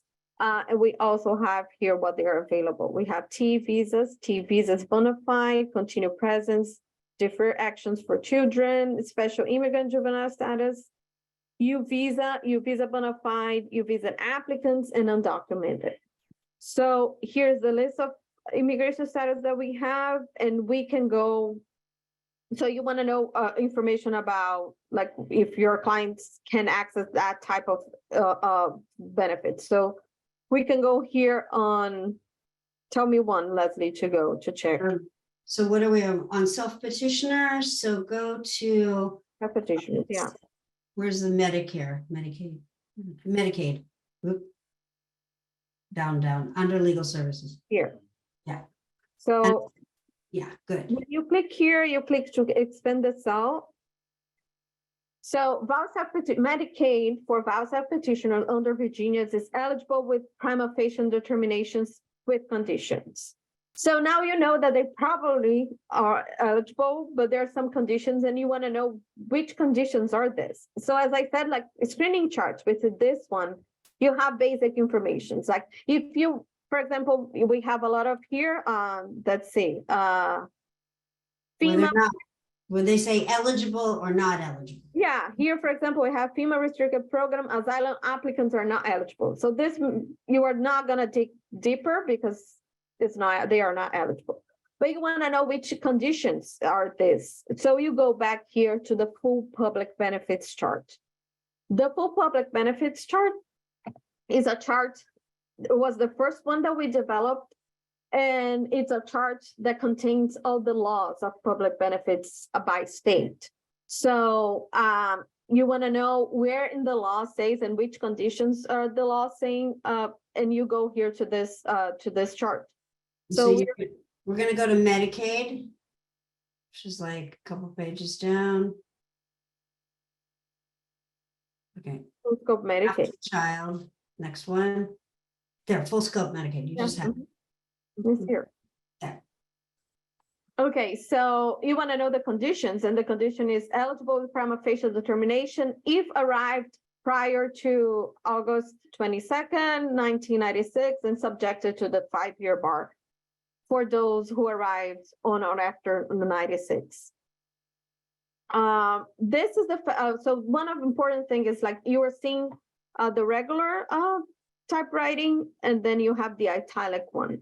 The difference between both is the regular typewriting is the federal law, and the italic is the state law, the state law on public benefits. So for example, in Virginia, if your client is pregnant, then this pre and post 96 distinction doesn't matter. They're eligible while pregnant, no matter what. Regardless of the date of entry. So you want to know, so yeah, you want to know also, if you want to know the specifics of your state, you can go to the full public benefits chart. And you can see we have here the footnotes where in the Virginia state law says that if we go to 100, which I think was the number, you can check here in the footnotes. Let's go to yeah, so here you have here the code, the statute that says, and where in the statute says that pregnant women in Virginia can access Medicaid regardless of the date of entry.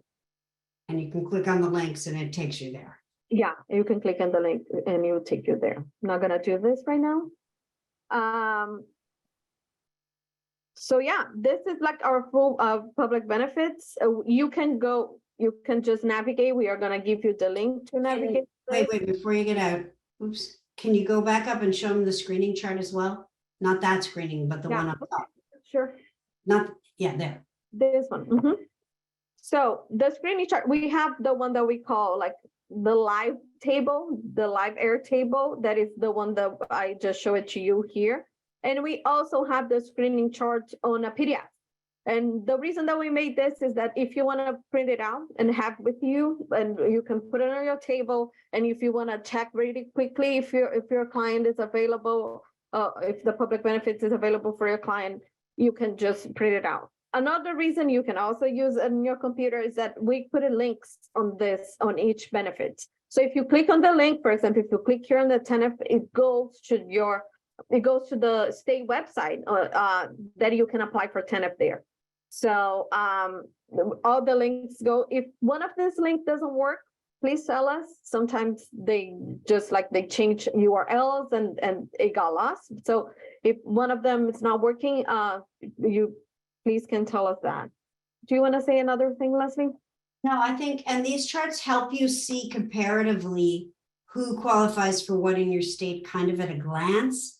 So it's another tool for you to be used together, but this one isn't going to have the details about the Afghans and the Ukrainians and the T, all the different kinds of T's and U's are kind of mixed together. So, but it's a good summary and a place to start so that you're not spending time when somebody is eligible, is not eligible, and so that you can easily see who is either definitely eligible or possibly eligible, and then you can go look.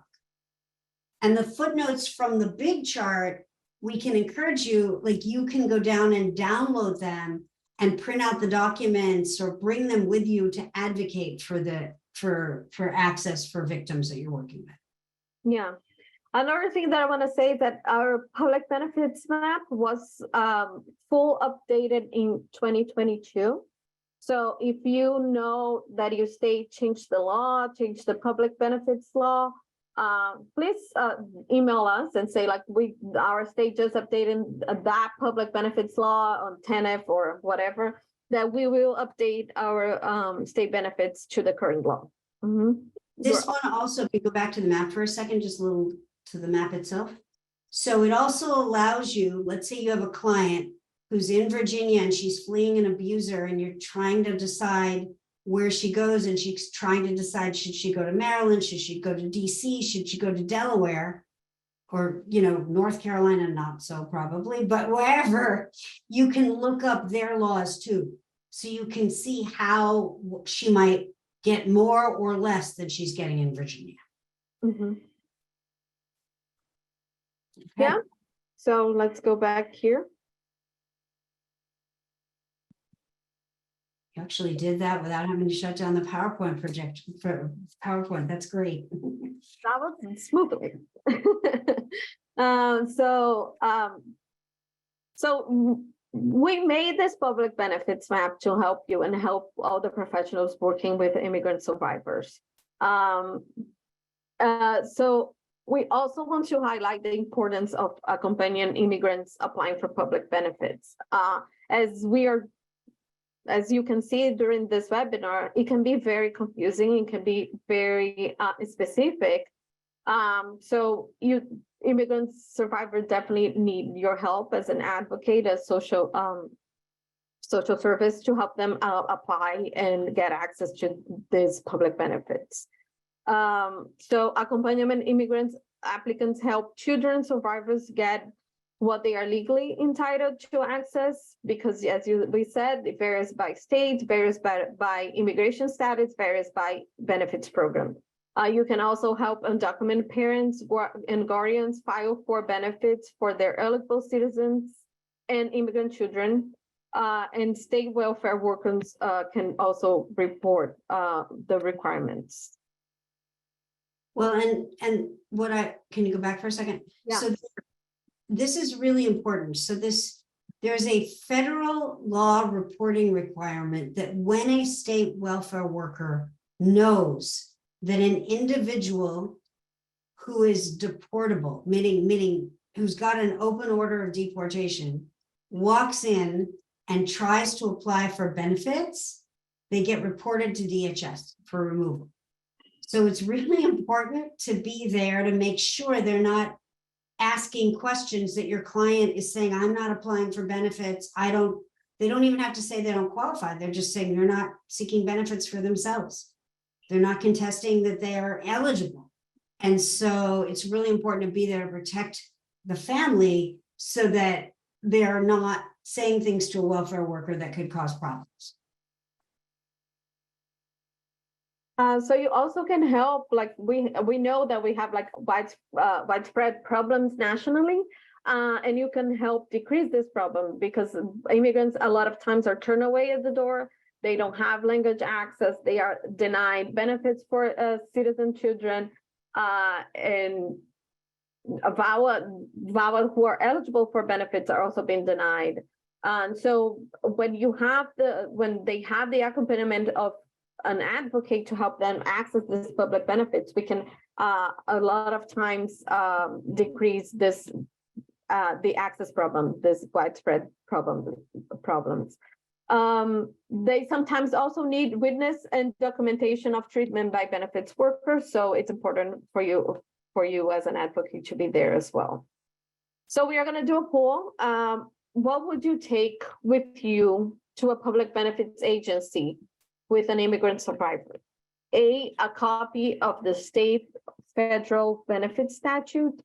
B, a DHS document showing how the victim is eligible. C, relevant state and federal policies. Or D, all the above.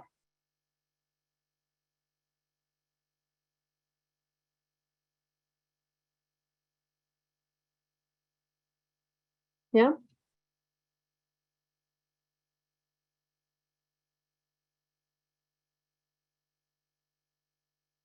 Yeah, we have here like 88% of the audience saying all the above, and it's correct. You should take all the above. You should take all the documents that you think they may ask or may need. So yeah, as many documents that you can take with you to apply for a benefit, better is for the immigrant. So we have here a list like what to bring with you to advocate. The law indicating the benefits, you can find the law in our new app's public benefit map.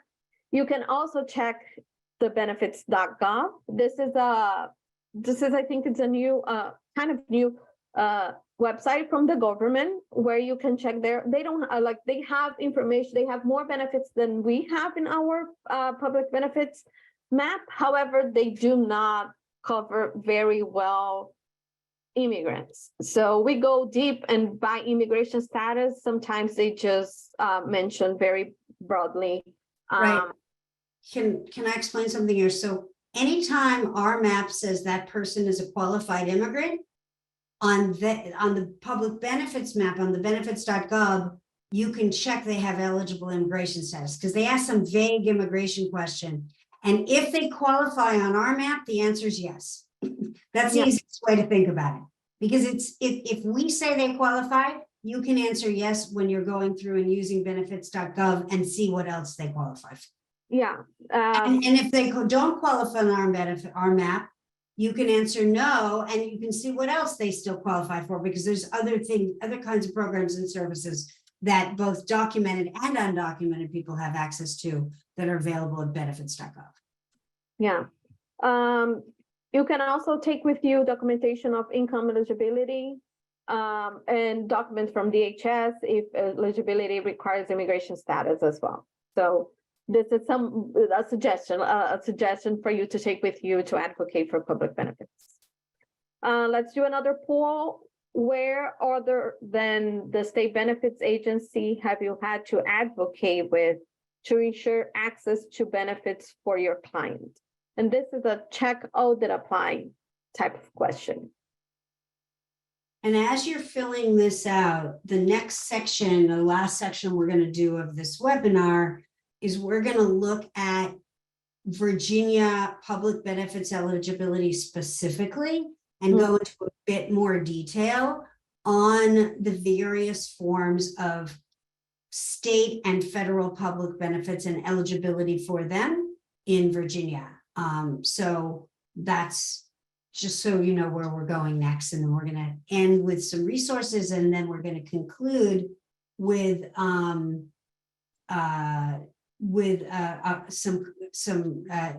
Lydia Allen is going to help close us all out. So. Okay, so and most of the places that we just mentioned on the list, they had to advocate with. Yeah, can you show the poll? Can we end the poll? Yeah. So healthcare program alone, transitional housing office, legal service, and DMV as well. They're like the main ones. Mm-hmm.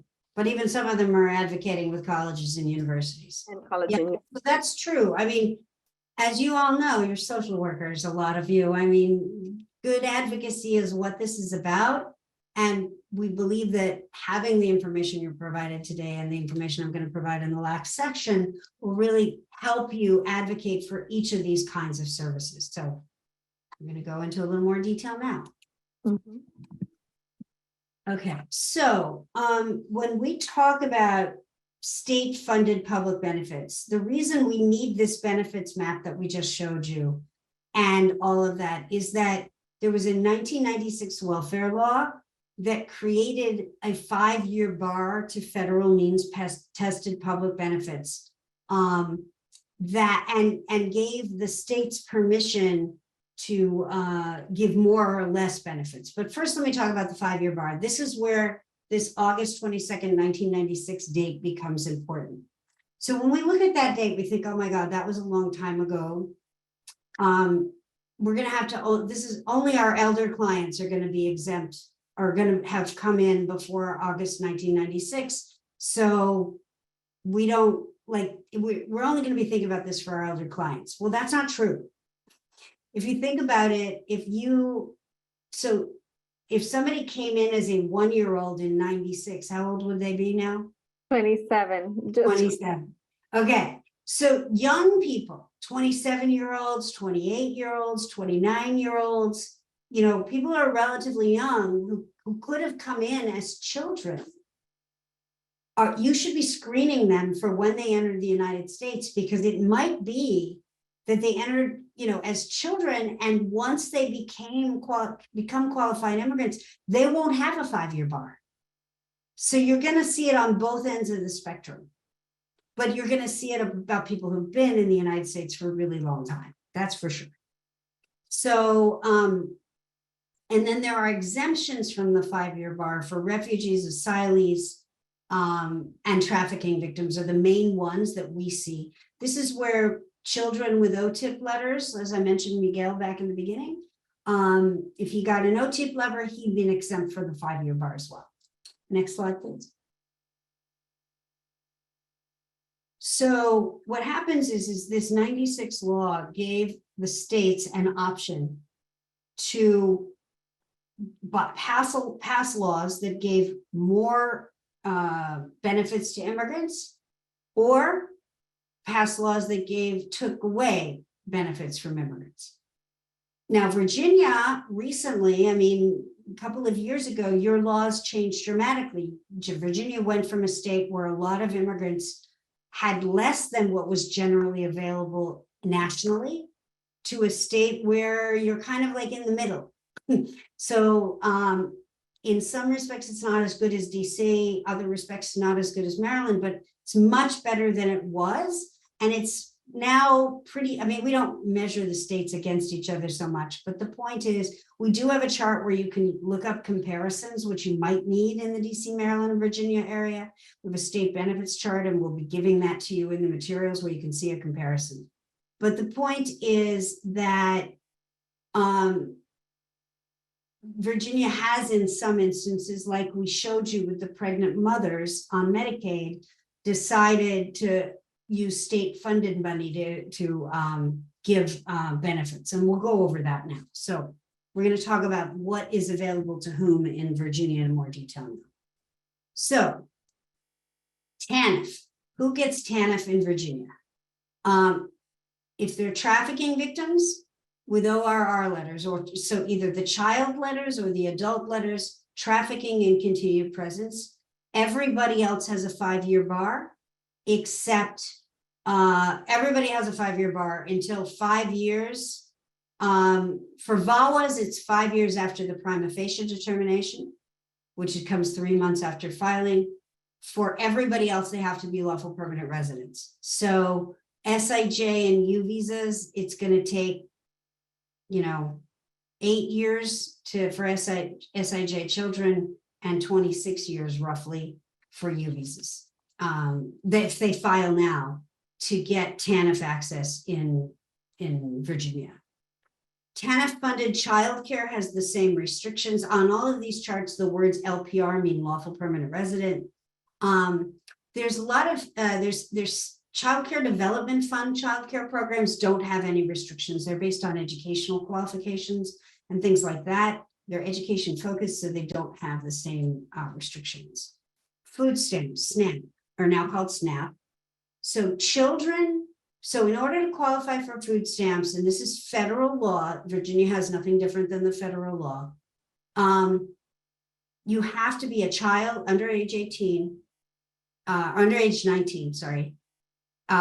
Elderly, disabled, you have to have finished your 5-year bar, or you have to have 40 quarters of work credit. 40 quarters of work credit is basically 10 years, or if you're married to somebody, it usually takes 5 years to get. So it's kind of like the 5-year bar. And that, if you're a VAWA self-petitioner, a T visa with an ORR letter, a lawful permanent resident, however you got your lawful permanent residency, but this would be the point at which SIJ and U visas would become eligible. You're eligible for food stamps if you meet one of those other criteria. So as soon as Clara files a VAWA, let's say she was married to Miguel, and as soon as she files a VAWA self-petition, her children included in her application, Miguel and Lupe are immediately eligible for food stamps. So a child who files SIJ, no, not SIJ, that's not one.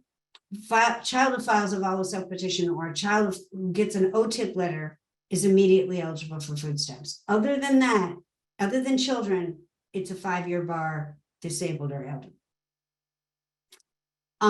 Education.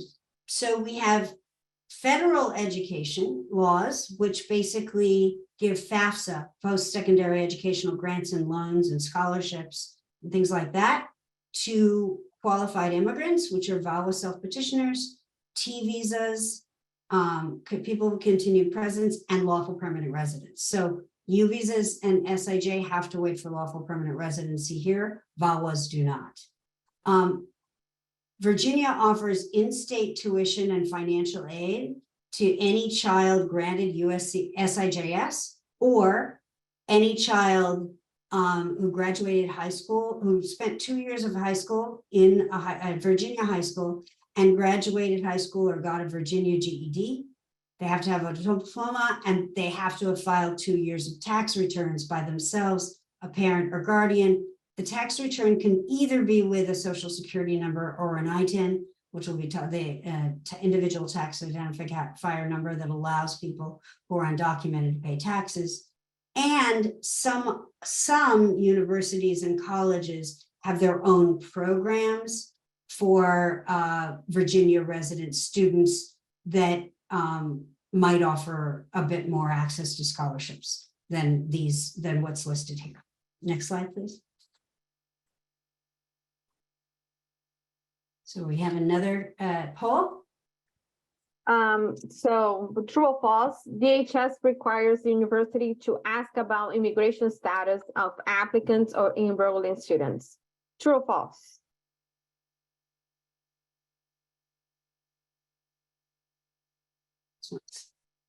Almost a dead heat, or it was.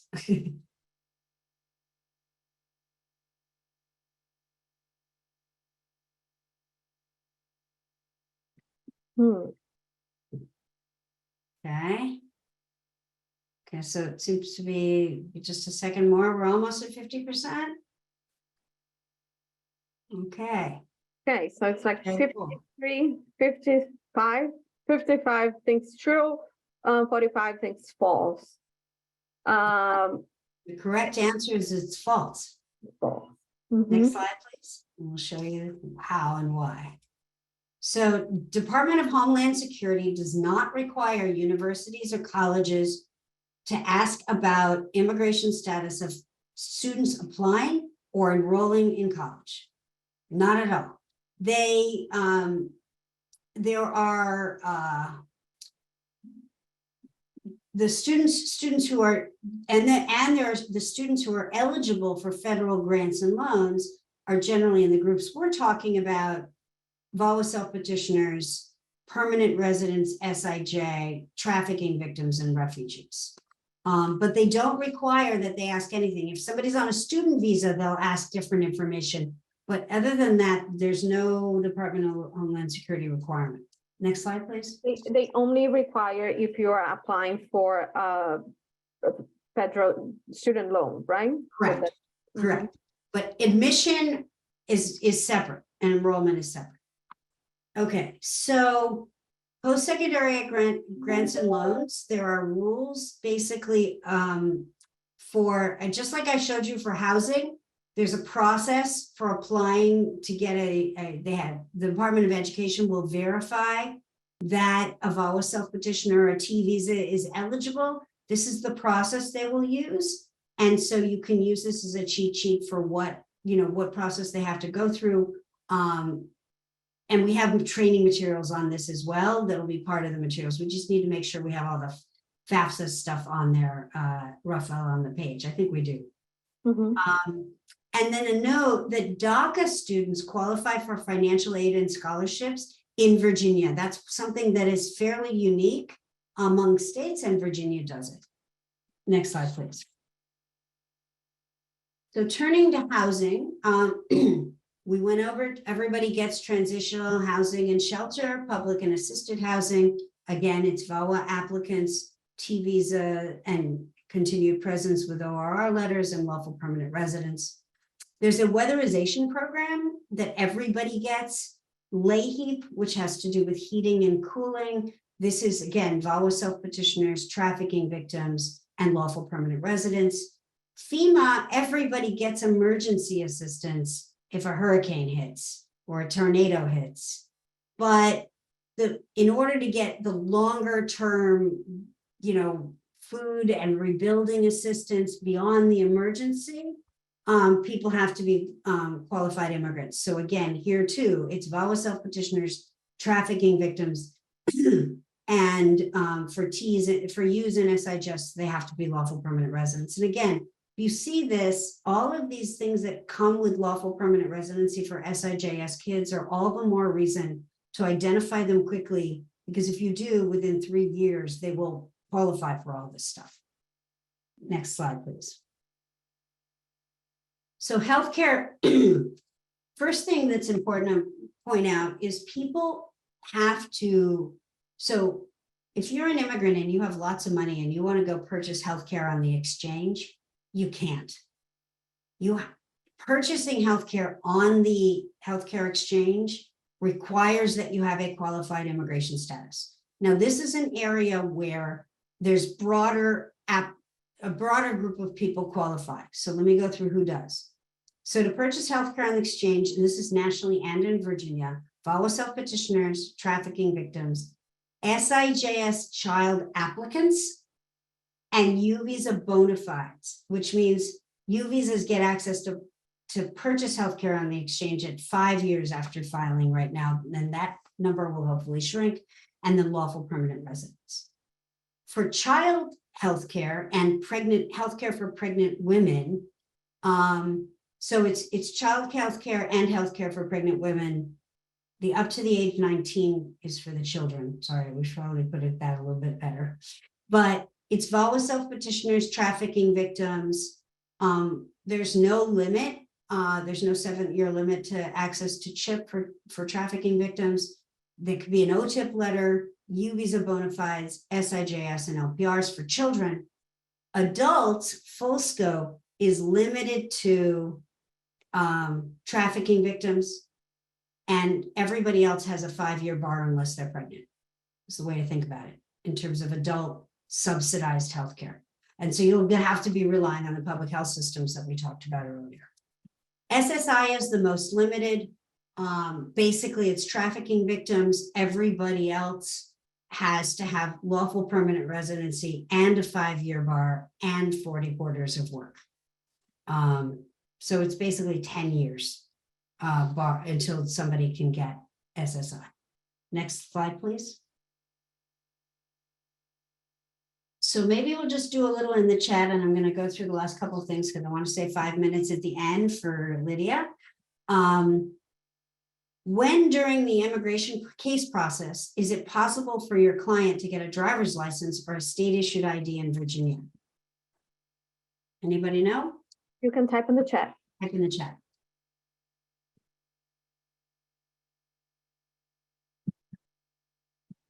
Anytime. Anybody else? When I go, Leslie? Yeah, anytime. Right. So Virginia is one of those states that you don't have to wait for the immigration status to get a driver's license. So upon receipt of, well, under federal law, upon receipt of work authorization, people can get driver's licenses in all states. So that's approved VAWA self-petitioners, or if they're married to U.S. citizens, it's slightly faster. It happens about 4 months. U visas will be about 5 years. VAWA self-petitioners, it'll be about 18 months. I don't know how long DACA takes, and SIJ, it's 3 years at this point. Actually, it's going faster. There's a new policy. We're gonna have to change the slide. There's a new policy that they'll get it at 6 months, SIJS children. But in addition, under Virginia law, anybody who has either an I-10 or a social security number and files tax returns and has proof of residency can get a Virginia state driver's license. Next slide, please. And under, this is the federal law, so you have it, that even somebody who gets a Virginia state driver's license, at the point where they get work authorization, they can switch, or they become, if they're a trafficking victim or they get work authorization, they can get a full federal ID upon work authorization or being deemed a trafficking victim. Next slide, please. 14. So have you helped a client obtain any of the following documents? And this is a check how they apply question. A 18, B, non-work social security number, C, a passport, D, a driver's license, or a government issue identification card.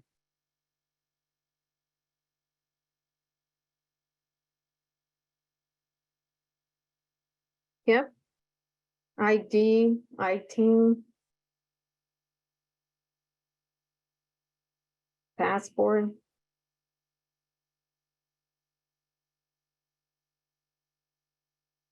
Give you a few more minutes to. Here.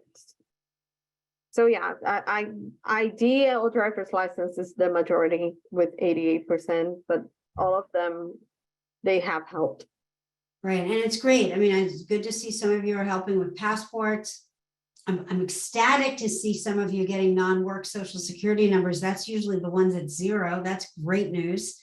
And the 25% of you who answered are getting people get I-10s. That's really, really good, because those so what we're going to do now is I'm going to talk a little bit about how I-10s in particular. I'm going to conclude with talking about I-10s and non-work social security numbers. So that's great. So for those of you that may not know, an individual tax ID, tax identification number, I-10, is a tax processing number issued by IRS to ensure that people can pay taxes even if they don't have social security numbers, regardless of immigration status. It helps people comply with federal tax laws. It allows them to open interest-bearing bank accounts. In Virginia, it helps them secure Virginia driver's licenses. Very importantly, all of the people that are going to be applying for immigration status under at some point are going to have to prove good moral character, either for lawful permanent residency or naturalization, or for VAWA petitions. Paying taxes is a way to prove good moral character. So if we have clients that are working, I strongly recommend that you encourage them to get I-10s numbers and start filing tax returns now. Because if they have a path to legal status, ultimately they're going to have to go back and tell the government how long they were working and pay up their taxes before they can get either lawful permanent residency or naturalization. So it's better to start earlier, and they can use them to document work histories, like the question we had about proving to a landlord you can pay the rent, those kinds of things. It helps in a lot of different ways.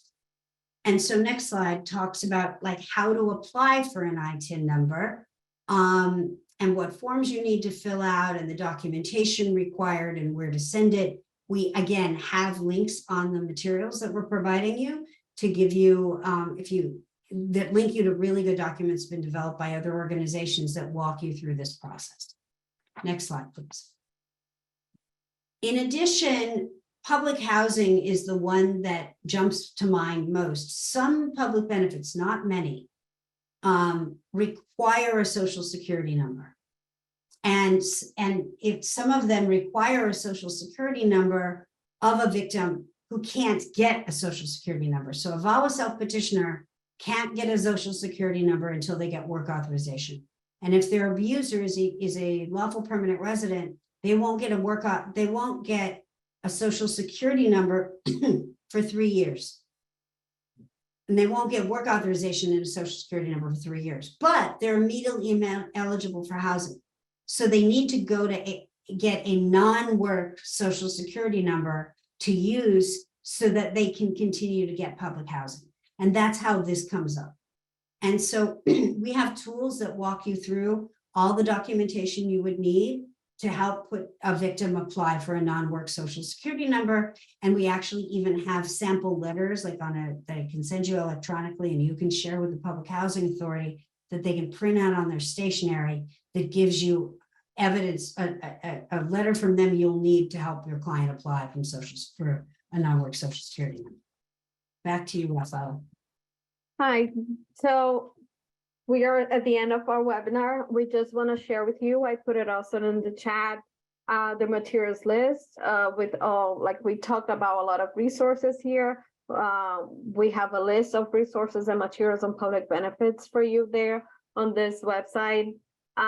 Please check our web library. We have a directory. We have also a page with a multilingual know your rights materials. We know that you have clients who speak a bunch of different language. We have a know your rights material that has public benefits information in, I think, translated in 6 or 5 language. In our web library also have information about our public benefits map that we talked about, brochure, benefits open to all immigrants, the state benefits chart, and we have also information about public charge as well. So make sure to check it out. We also want to hear from you. This is a evaluation for our webinar, so you can just like put your take the camera off your cell phone, put in the QR code, and answer the evaluation. I'm gonna put it here. I'm gonna let this slides here so you have time to just put it out. And so Lydia, if you wanna. Yeah, let me do one thing before, and then we'll turn it over to Lydia, which is we have, again, technical assistance and training is available to you. We have all kinds of materials, so please don't hesitate to call us. And now I'm going to turn it over to Lydia. Thank you. Mm-hmm. Wow, I am just blown away by the depth and the wealth of information that Professor Orloff and Rafaela have provided us over almost 3 hours, 2.5 hours, and counting, because I know it took a lot of time behind the scenes to prepare. So I just want to thank you both, American University, for really, this incredible resource, this incredible packet of resources that everyone will get, have the link to. I do want to just highlight 2 takeaways for MVFS staff.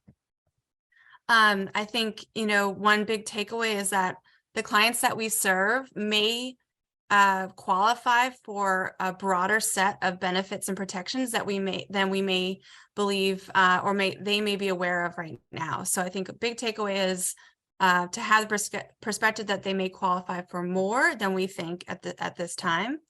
And then also the other important thing to remember is that you don't have to memorize all of this information. That takes a lot of brain power and time, and I know you guys are busy with your cases. So that's why we have, and thank you for sharing the link to the materials package, which will include links, charts, screening checklist, trauma-informed tools. So really the important takeaway is to be comfortable going to the website and accessing the Virginia state charts and whatnot, and utilizing that material rather than feeling like you have to memorize all the categories. And thank you so much to AU for continuously updating those materials. As we know, laws and regulations change. We'll see in Virginia or I guess federally, if DACA recipients may be eligible for Medicaid, for example, at some point. And so I know those things are changing, and it's not our job, MVFS, to constantly memorize all that information. Thank you to AU for keeping an eye on all those different changes. So, make sure you're screening your clients and utilize materials. I'd also like to say, because our immigration case docket is pretty full at MVFS, I believe you can refer for legal immigration cases clients to Legal Services of Northern Virginia and the Tahiri Justice Center. But Professor Orloff and Rafaela, if you have other organizations that you recommend us to refer clients to, please let us know. And final points are, if you would like more information or have additional questions, you can either contact MVFS, the Immigrant Resiliency Group, at immigrantresiliency@mvfs.org, or info@niwap.org. And that is the project that Dr. Orloff and Rafaela work on. And please take their evaluation. They spent so much time on this 116 slide presentation.